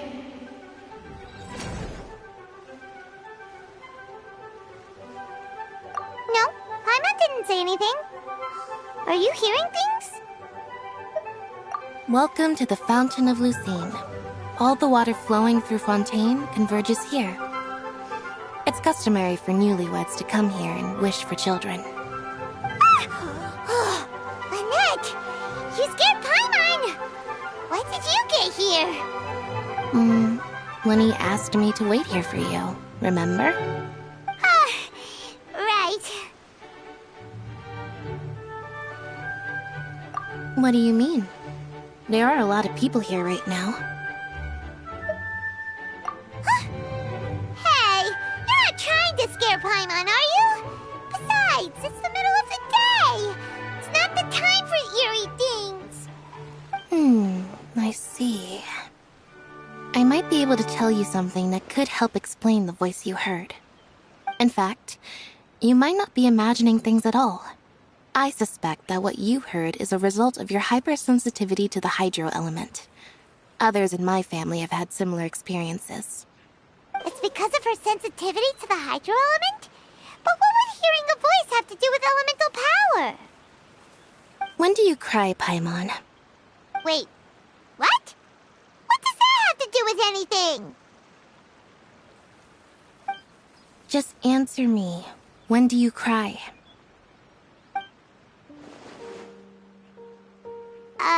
When Paimon's really sad? Oh, and when Paimon's super happy. Oh, and also when Paimon's really, really scared. Then you should understand that tears contain your most intense emotions. Like I just mentioned, the Fountain of Lucine is where all the flowing water in Fontaine converges. Even the tears that fall to the ground will eventually gather here. So maybe what you heard was the intense emotion coming from someone's tears.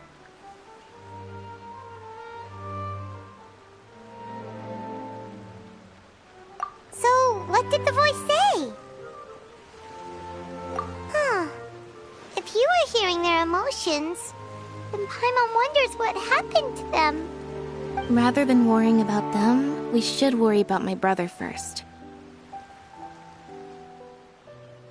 Don't let that calm look of his fool you. He tends to get pretty nervous just before a performance. So chatting with Lenny might help him relax a little before he goes on stage. Oh, right. That makes sense. Let's go in and see Lenny.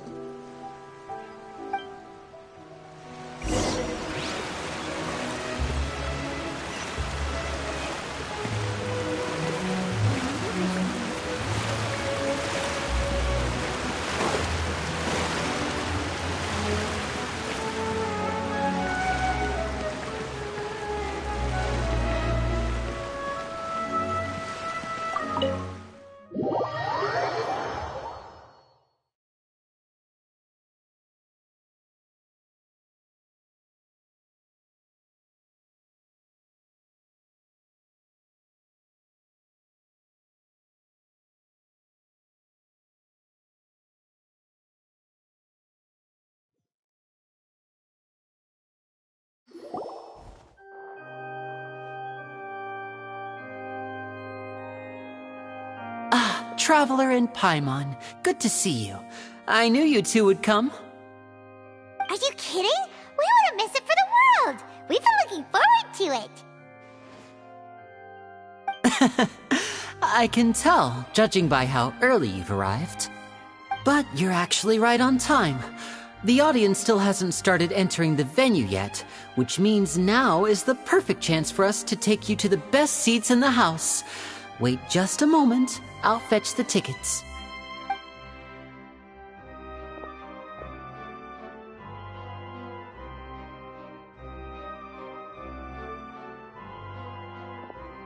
The Opera House has assigned seating, so you always have to make reservations.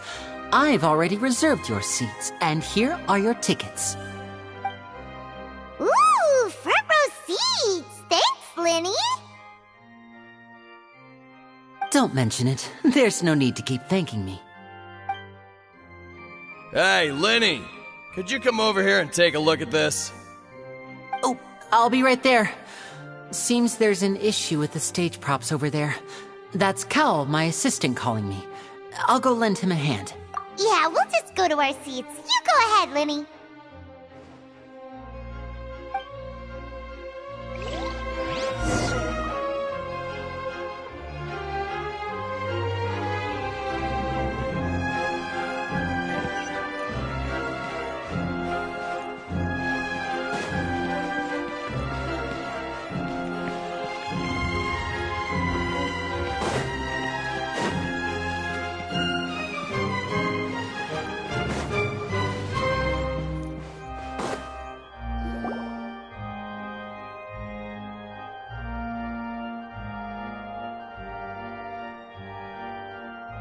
Oh, these should be our seats. Come on, let's sit down.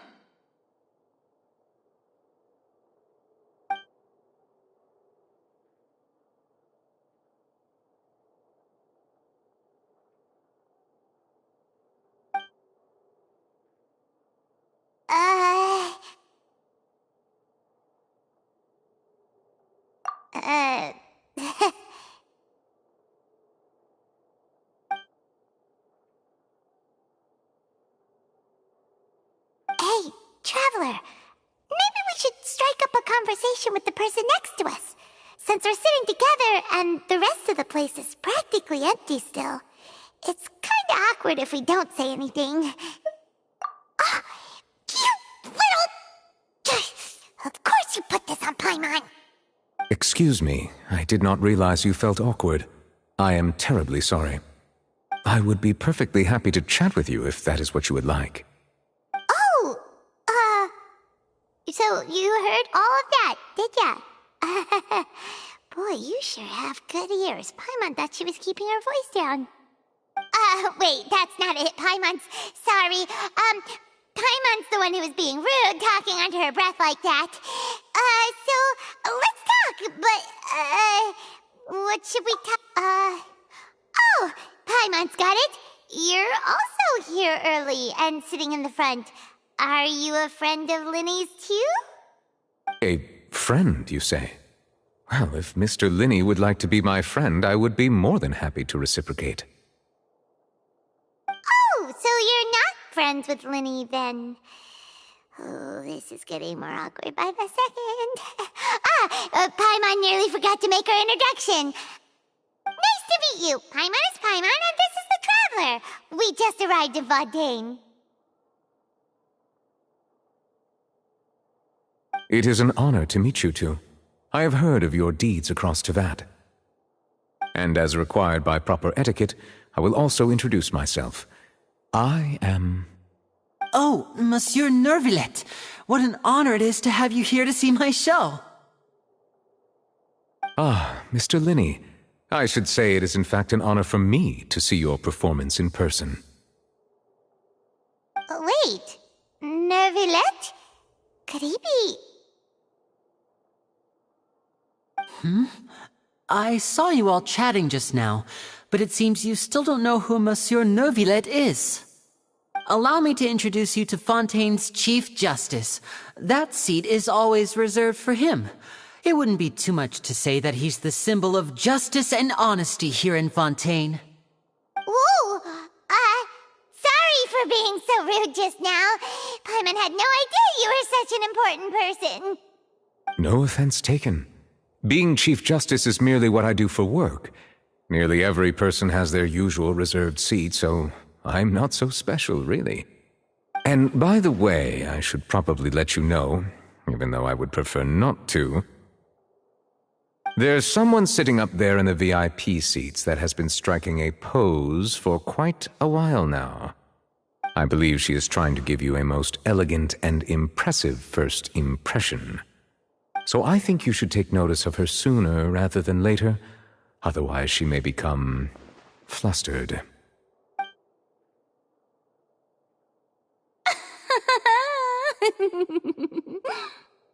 Huh? Oh, it's Farina, the Hydro Archon. Huh. She sure has a smug and satisfied look on her face. Guess she has no idea that you saw right through her act. Very good. That is for the best. No need to pay her any more attention. We may now enjoy the show. Huh? So is this what things are like between the Chief Justice and the Hydro Archon?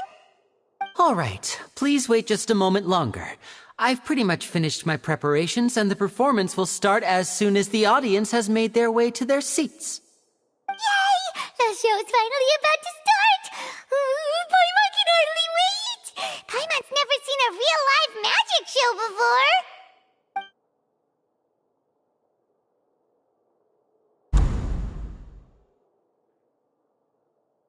Oh! They're dimming the lights! The show must be starting!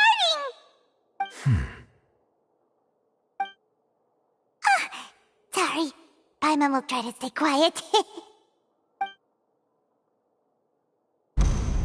Welcome, one and all, to the Opera Epiclese. I am the star of today's show, Linny. And over here is my sister, Lynette, who will be working as my wonderful assistant. Please, let's give her a warm welcome. Hello, everyone. I know she may seem to be a little sleepy right now, but that's just a sign that she's nervous. Whatever. Now, some of you may be thinking, two vision holders who can freely manipulate elemental powers performing magic is not true magic at all. So, I would like to take a moment to assure you that elemental powers will have nothing to do with what you will witness on the stage today.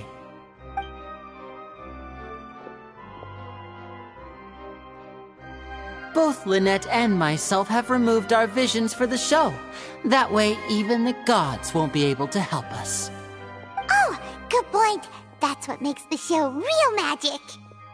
Now, without further ado, let the show begin.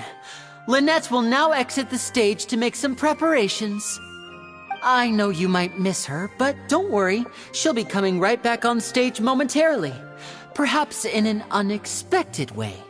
I'm sure she'll be stealing the spotlight soon enough. Oh, and before I forget, there's one more thing I should say. You never know what can happen in the blink of an eye.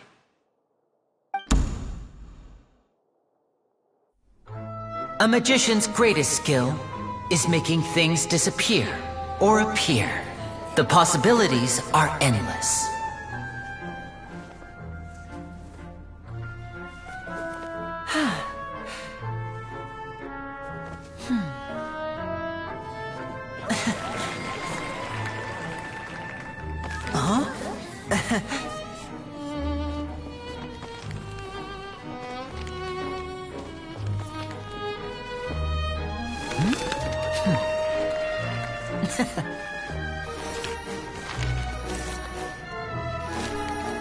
But this isn't what you came for. These little tricks, you've seen them all before.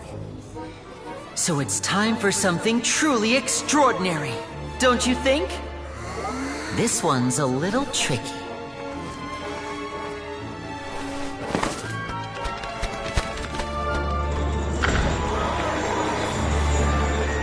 Using this water tank, I shall make my sister vanish completely, right before your very eyes.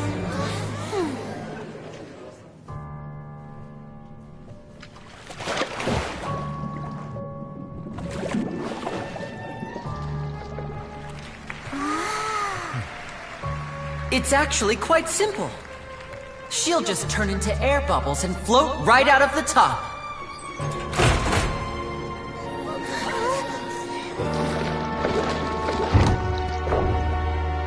Oh no! I I told them to check all the props carefully. With the lid on, even air can't escape. An amateur magician would be getting very nervous right around now. Luckily, it's me on stage, so let me show you what a true virtuoso can do.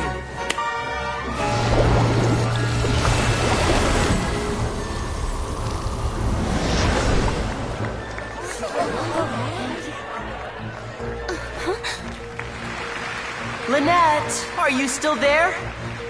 Don't go too far. We don't want to use up all our magic. Hi, I'm back. Uh-huh.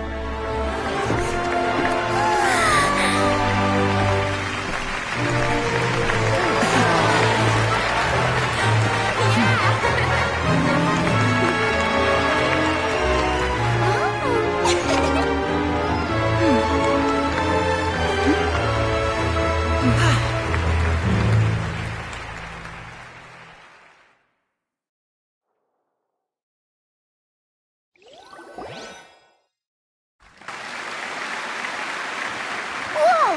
What in the world just happened? How did he do that? Paimon didn't see him do anything! Wasn't Lynette inside the water tank? How did she disappear and then reappear out of nowhere? If we could see easily through his tricks, then that would mean that his skills are still lacking. To appreciate magic, you should focus on the show happening on stage, rather than getting caught up in trying to see that which has been intentionally hidden. Guess you're right. Paimon couldn't believe her eyes when Lynette reappeared. Amazing! Thank you everyone. I'm glad you enjoyed that performance. But our magical journey has only just begun. I've prepared even more astonishing surprises for everyone here. The magic of transformation and disappearance can go far beyond what you've just seen. I'm sure many of you are thinking that escaping the water tank was impressive enough, but Lynette is still my assistant after all. In which case, I have ample time to make all necessary preparations. So, for my next trick, I will require the participation of one lucky audience member. Please, if my assistants could bring out the magical boxes now. There are 2 boxes and only 2 boxes. One is here, and one is there in the aisle among the audience.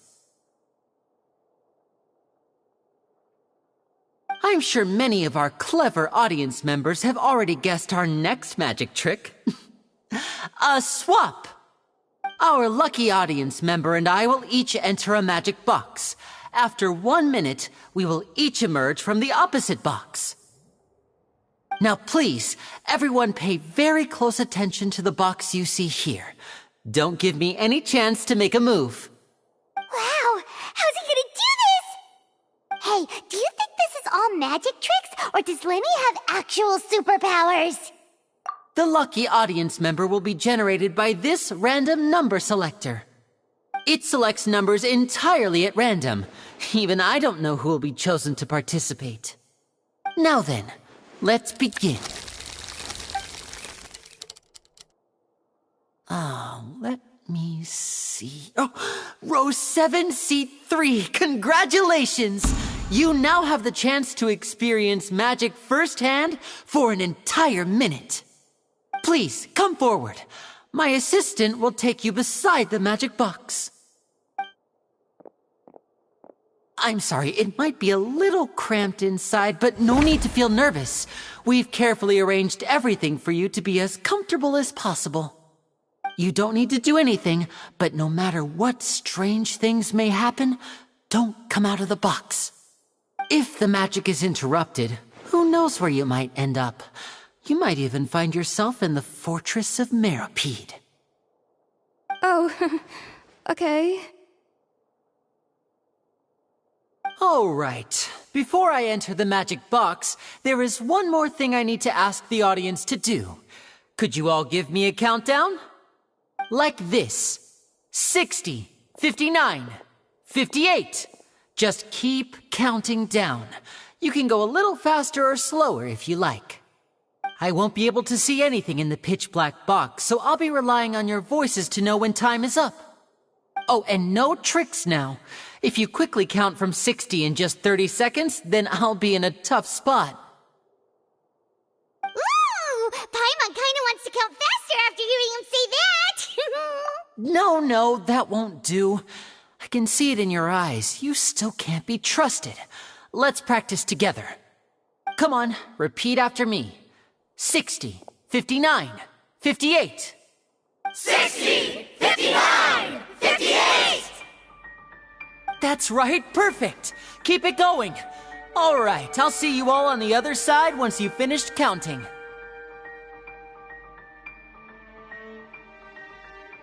54, 53, 52? Huh? Why aren't you counting, Nervalet? I am counting in my head.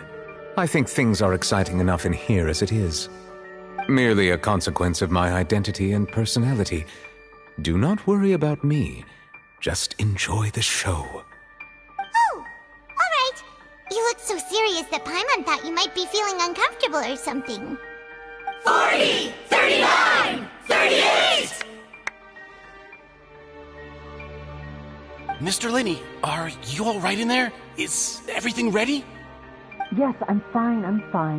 I'm just double-checking the direction of the magic. It would be a disaster if we get sent to the wrong places. For example, mid-air right above the audience. Even though he's saying that, Lenny doesn't seem nervous at all.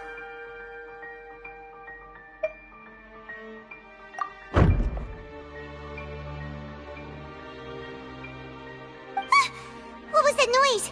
Did you hear it too? Not sure. Anyway, it doesn't seem like anyone's worried about it. 25, 24, 23! What's wrong, Mr. Linney? I can still hear you moving in there. I seem to have accidentally knocked over a decoration.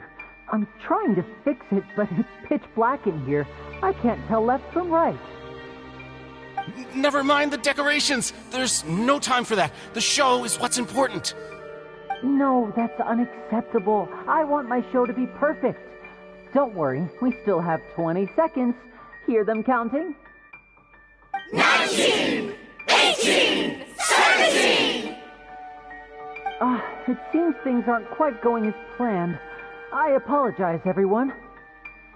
It feels like you're all starting to count faster, but that's all right. I know it can be tiring to do such a long countdown. 10 seconds and change is still plenty of time. 10! Almost there now. Whew. Swapping two people is harder work than you might think. Even a master magician like me can't guarantee I'll get it right the first time. Hey, wait! Is this the back one? I can't tell. They both look the same inside. Huh? No, that's not it. I'll try again. 7! Hey, slow down! Honestly! 5! 4! 3! Whoops! That doesn't count! 0!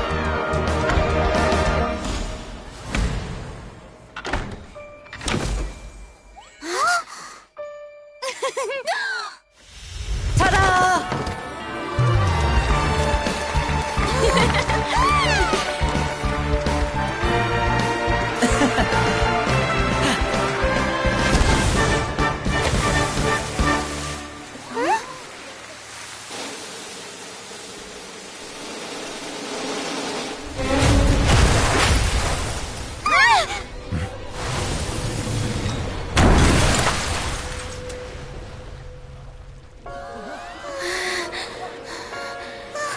What happened?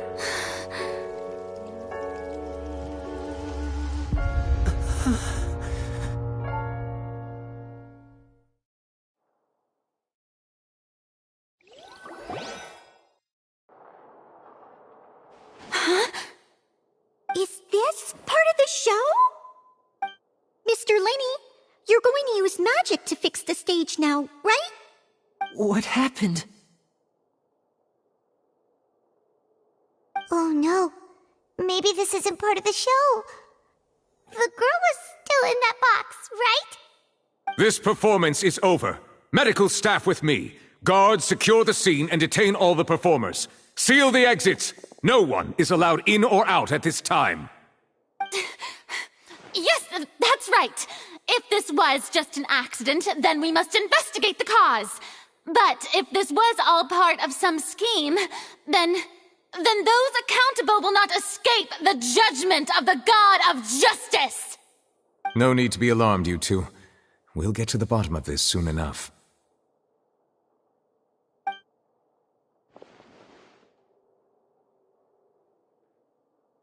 Unfortunately, the person who is in the magic box has been pronounced dead.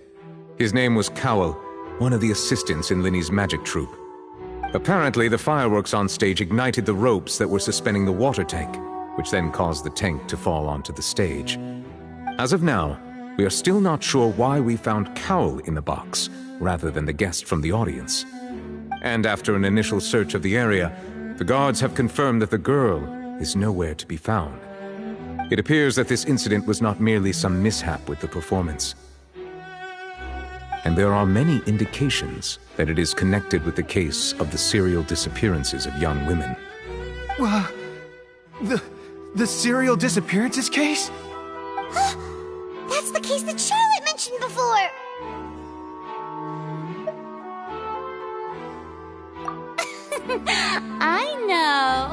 I know the truth. I can see through the whole thing. Really, using such a shallow and obvious mystery as his finale, did he really underestimate us that badly? I say that our powerful magician, Mr. Linny, is now the prime suspect for the serial disappearances case. Huh? Why me? This whole thing was an accident. No, this all occurred during your magic show, did it not? The missing girl disappeared after being chosen, did she not? The deceased is one of your assistants, is he not? Now that I think about it, that whole speech about magicians making things disappear was nothing more than a provocation, a bald-faced challenge. That can't be right! How can Linny do this? He was in the box on the stage the entire time! We can even hear his voice! Besides, before the show, he told us that he would like to catch the criminal behind the disappearances! He couldn't possibly mean catching himself! Save discussion for a later time, please. Lady Farina, may I assume that your comments just now constitute an accusation against Mr. Linny and his associates, and that you are pressing charges? Huh? I just think that he... Well, I think it might be a little early to talk about formally pressing charges. But what Lady Farina said just now makes perfect sense. Looks like she's gonna personally deliver justice. A kidnapping and murder carried out under the cover of a magic show. Lady Farina said it all. I mean, of course, my dear people. But what excites me even more than the obvious truth before our eyes is the opponent I'll be facing. That's right. I mean you, Traveler. You'll support Linny, won't you? After all, he was the one who helped you the first time we met. Then there's no problem at all. You know, the Traveler and I already had a duel the first time we met. But with Linny's help, our little duel ended in a draw. But draws really are the most boring possible outcome. So, no more draws. Between the two of us, there must be a clear winner and loser.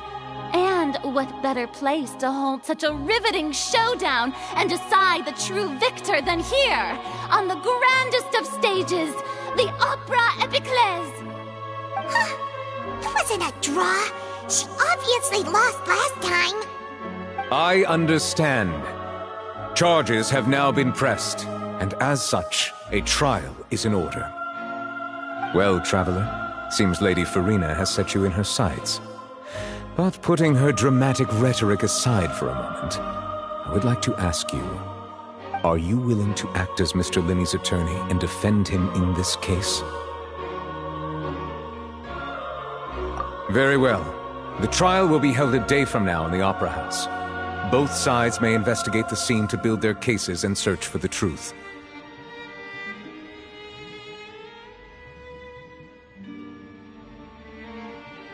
Linney and his troupe are all potential suspects and shall remain within the Opera House. The audience may begin to leave in an orderly fashion once they have been cleared by the guards. A day isn't that long.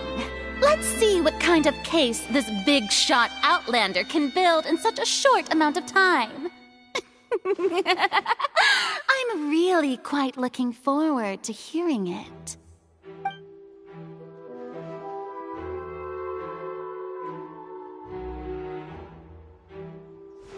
Lenny!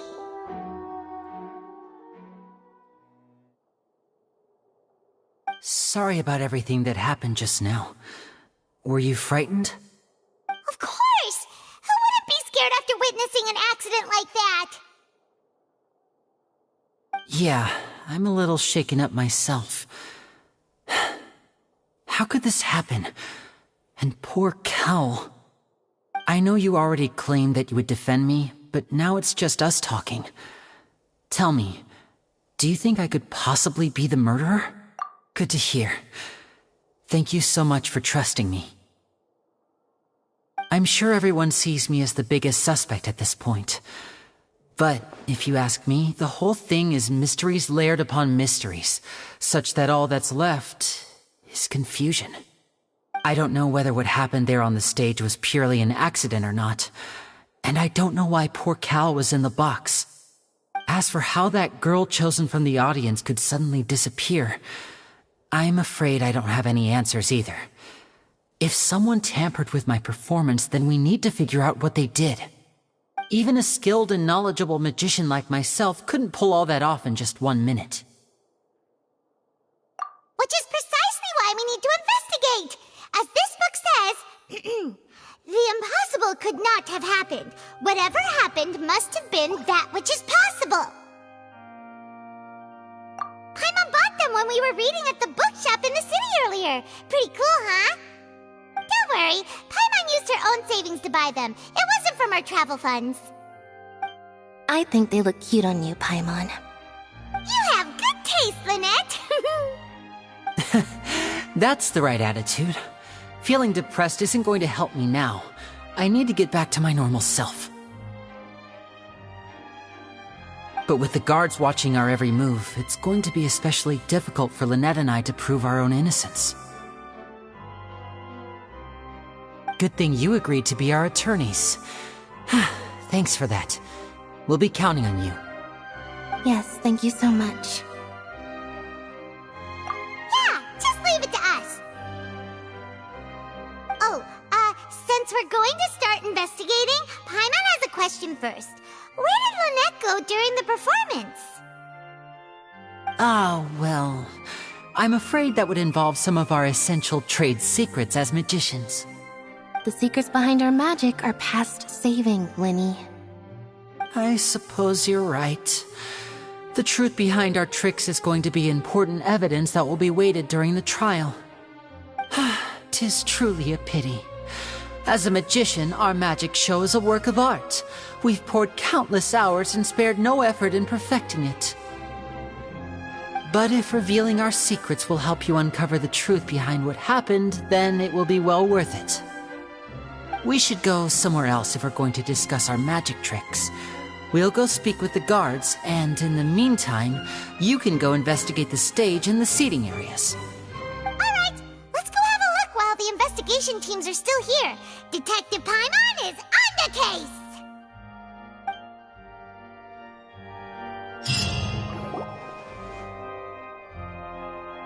Hello, officer. How's the investigation going? I see. You must be the traveler that Lady Farina mentioned. Listen, I'll be perfectly honest with you. I'd avoid getting mixed up in this whirlpool of a mess if I were you. Huh? What do you mean? Come with me and you'll see. The deceased is one of Linny's assistants, named Cal. Even though he hadn't joined the troupe long, he was hardworking and everyone generally liked him. The assistants are usually in charge of setting up and inspecting the props, as well as assisting with the show and keeping the crowd engaged. As you probably saw when you were in the audience, the water tank suddenly fell and smashed the box with Cowl inside it. This is the real mystery. We've already searched the scene and were unable to find any traces of the girl. However, if you look carefully, the box was positioned directly under the water tank. The ropes holding the tank were then burned by the pyrotechnics on stage, causing them to snap. All these factors lining up so perfectly makes it hard to see this as a mere accident. If anything, the more logical explanation is that the whole incident was intentionally planned, and Linny is the most likely person to have access to all these areas. But he doesn't have a motive! Are you both good friends of his? Well, you can't say we're good friends, but we've known each other for a little while. So in just a short time, he was not only able to win your trust, but even convince you to act as his attorneys. I know there's no such thing as magic. The real trick of a magician is holding the audience in the palm of their hand. I've seen a lot of cases, and I can tell you that people are the least reliable kind of evidence. Sorry, I tend to be pretty straightforward. Just know that I'm warning you for your own good. Anyway, you may investigate the scene of the crime yourselves if you're curious. Who knows, maybe you'll be able to come up with some new evidence.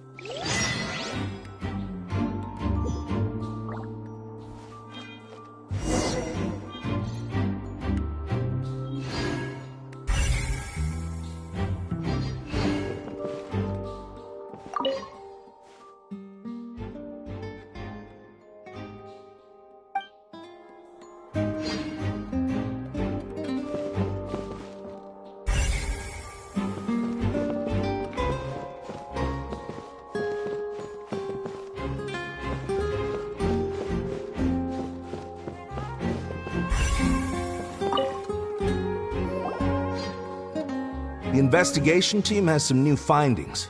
Turns out there's an issue with the random number selector after all. See, I told you. What if the machine picked some big guy's seat? You think the murderer would have still made his move then? Sorry to interrupt, but we're helping Linny and Lynette with their side of the investigation. What were you saying about the number selector? There's something wrong with it?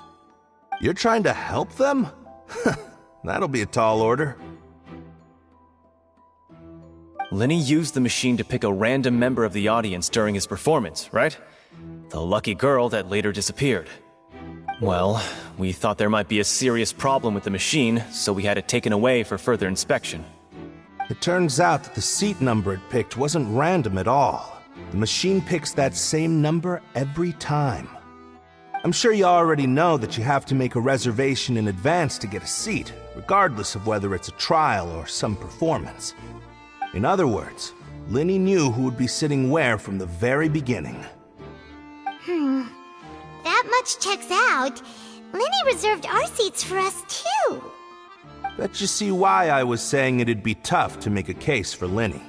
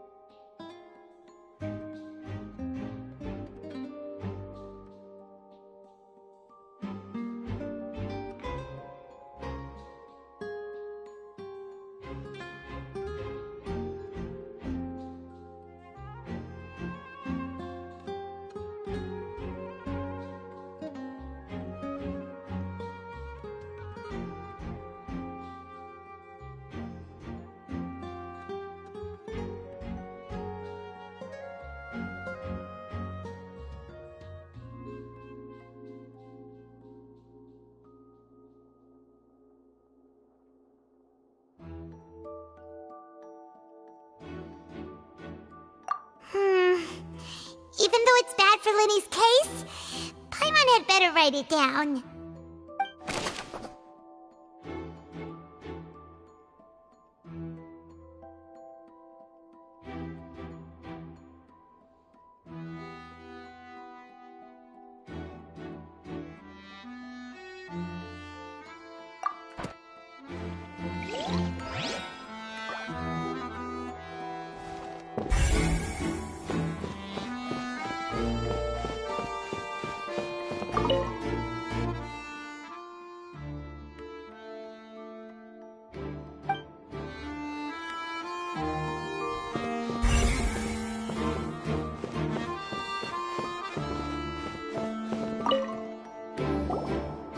So this is the rope that broke and caused the water tank to fall. The rope looks pretty durable. How can it be burned through so quickly by fireworks?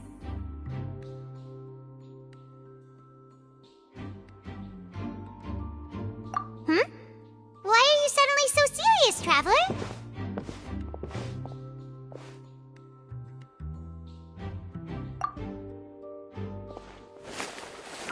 Whoa! Look! This bit is made from different material! Most of it was burned away, but there's still a little bit of it left. Huh. So if a rope meant to hold something was made with that kind of material in it, then that means... Wait! Why don't you write all this down? Let's take notes!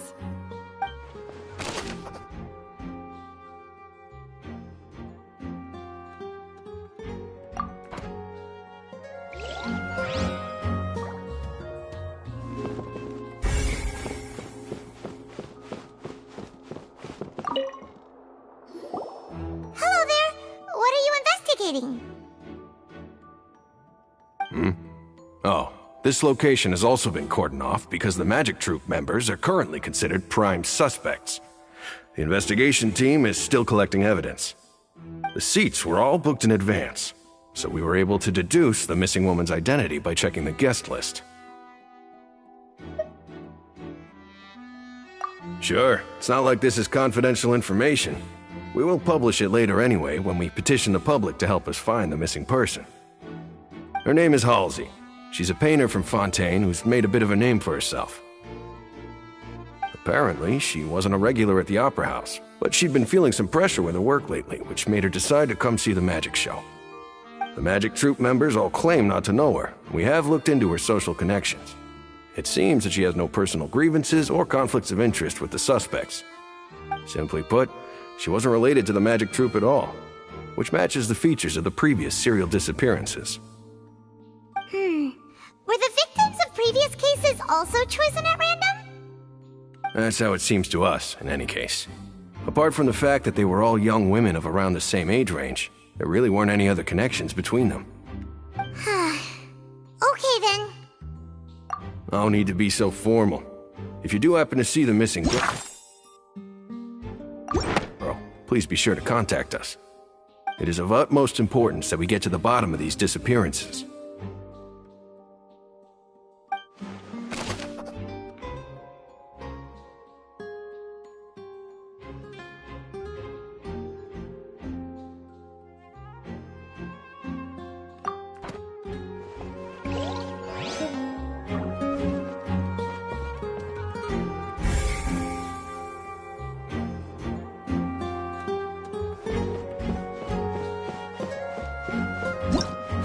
Whoever the Why would it be? Gosh. No wonder the serial disappearances never got... Why would it be him?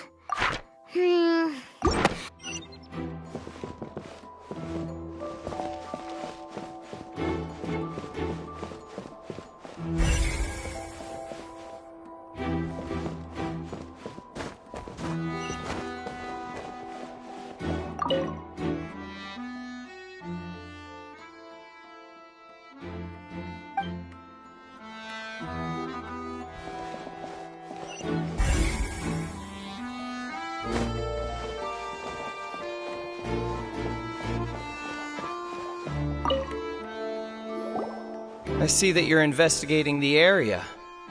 Well, it just so happens that I'm interested too. If you find any new and interesting leads, be sure to share them with me, alright? We don't have too many thoughts yet.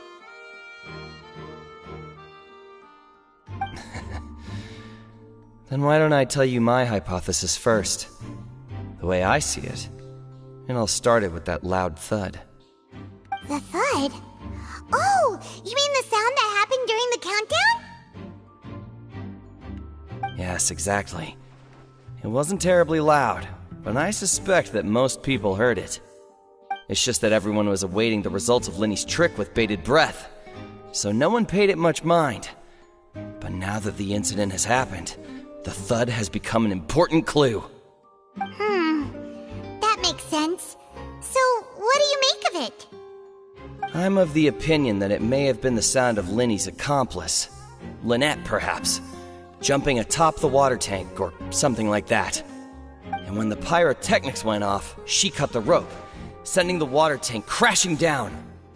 Wait, wasn't the noise we heard too loud for that? Perhaps the balance wasn't right, leading to a particularly rough landing.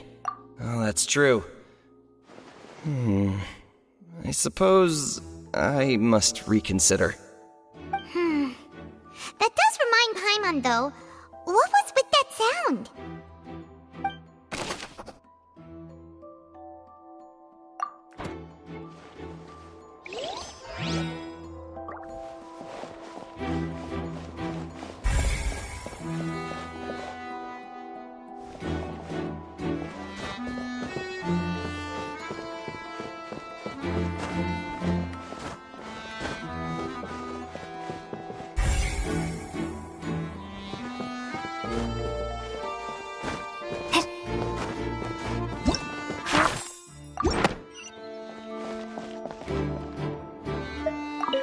Lenny's still talking to the guards. It seems he'll have a lot of explaining to do. I think someone will be assigned to monitor us later, but that's alright.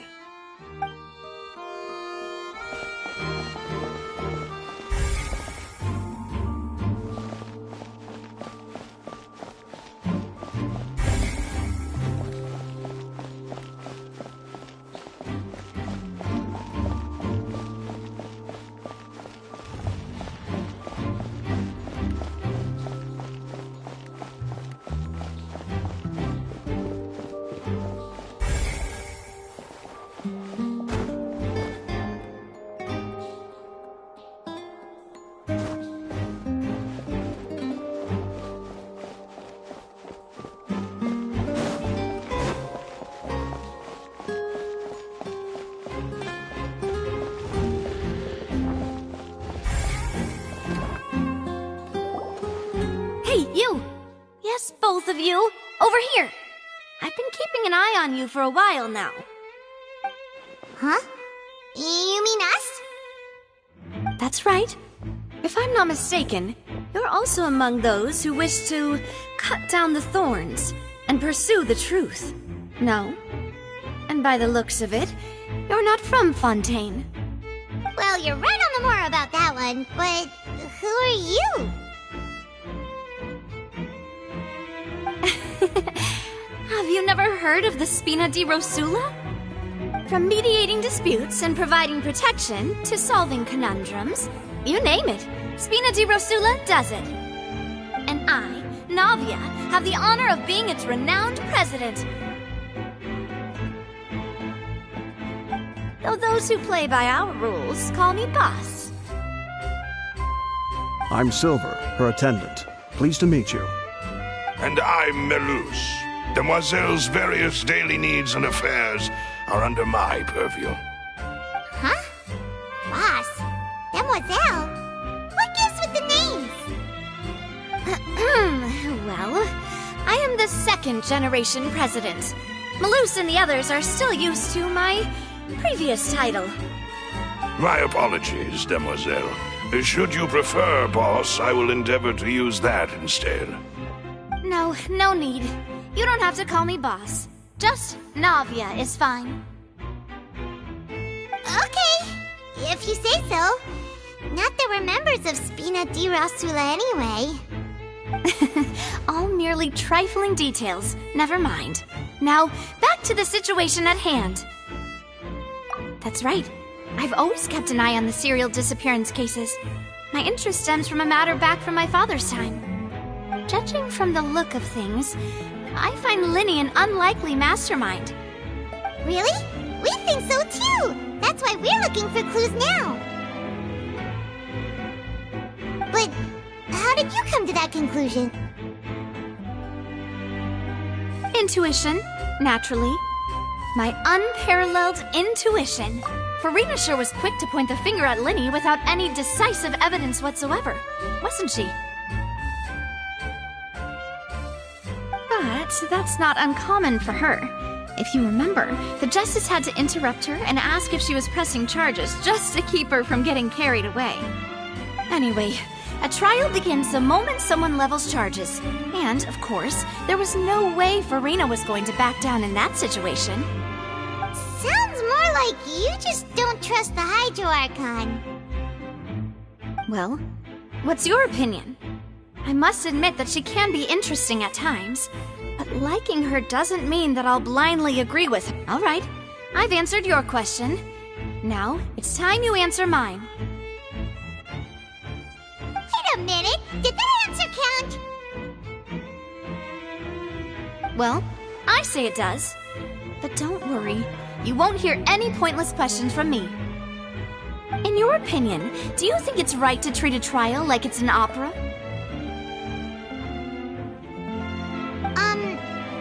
Well? And why would that be?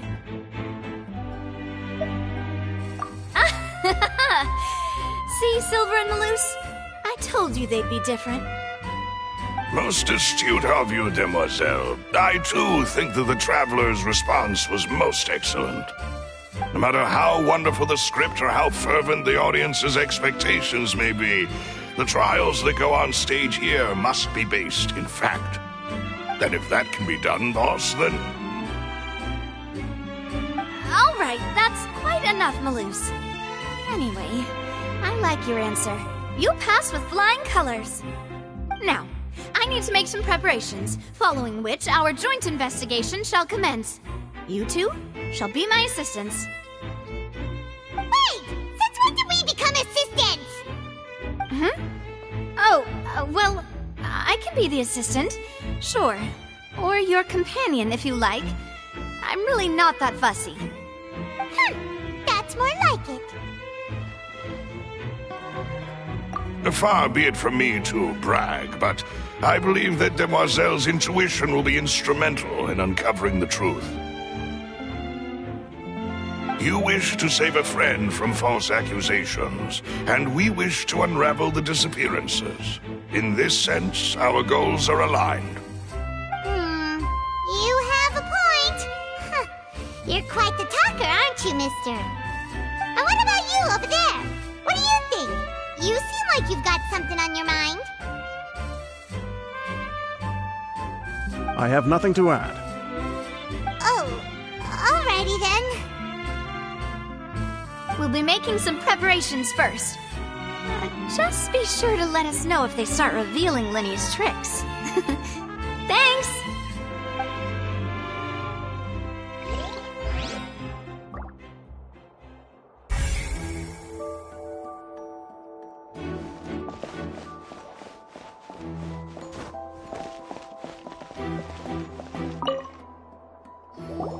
Sorry, but no one can freely enter or exit the Opera House at the moment. If you wish to leave, you must register your identity with us first. No, we're not leaving. We're representing Linny and Lynette as attorneys, so we're investigating the case. Were you always guarding this entrance? Yes, after the Chief Justice gave the order, everyone coming in or out must undergo a strict inspection. So, the missing girl couldn't have left from here, at least, not from that point on. I doubt there was much opportunity then, either. How can you be so sure, Well, because I was in charge of security near the entrance at that time. I couldn't see Linny's performance from here, which was quite a shame. Just my luck. But still, I did not abandon my post, and I stayed put no matter how loud the applause was. If someone had so much as even approached the door, I would have noticed it, let alone if they had tried to leave. We Melusines are good at that sort of thing, you know. So, it's safe to say the girl couldn't have left through here. Alright, thank you for your help. This'll be useful info.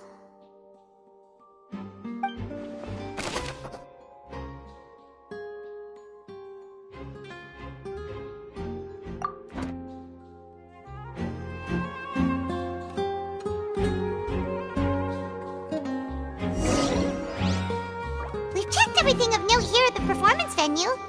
Paimon wonders how Linny's discussion with the guards is going. Let's go see, shall we? Ooh, things are getting interesting, huh? We're about to see how magic is made.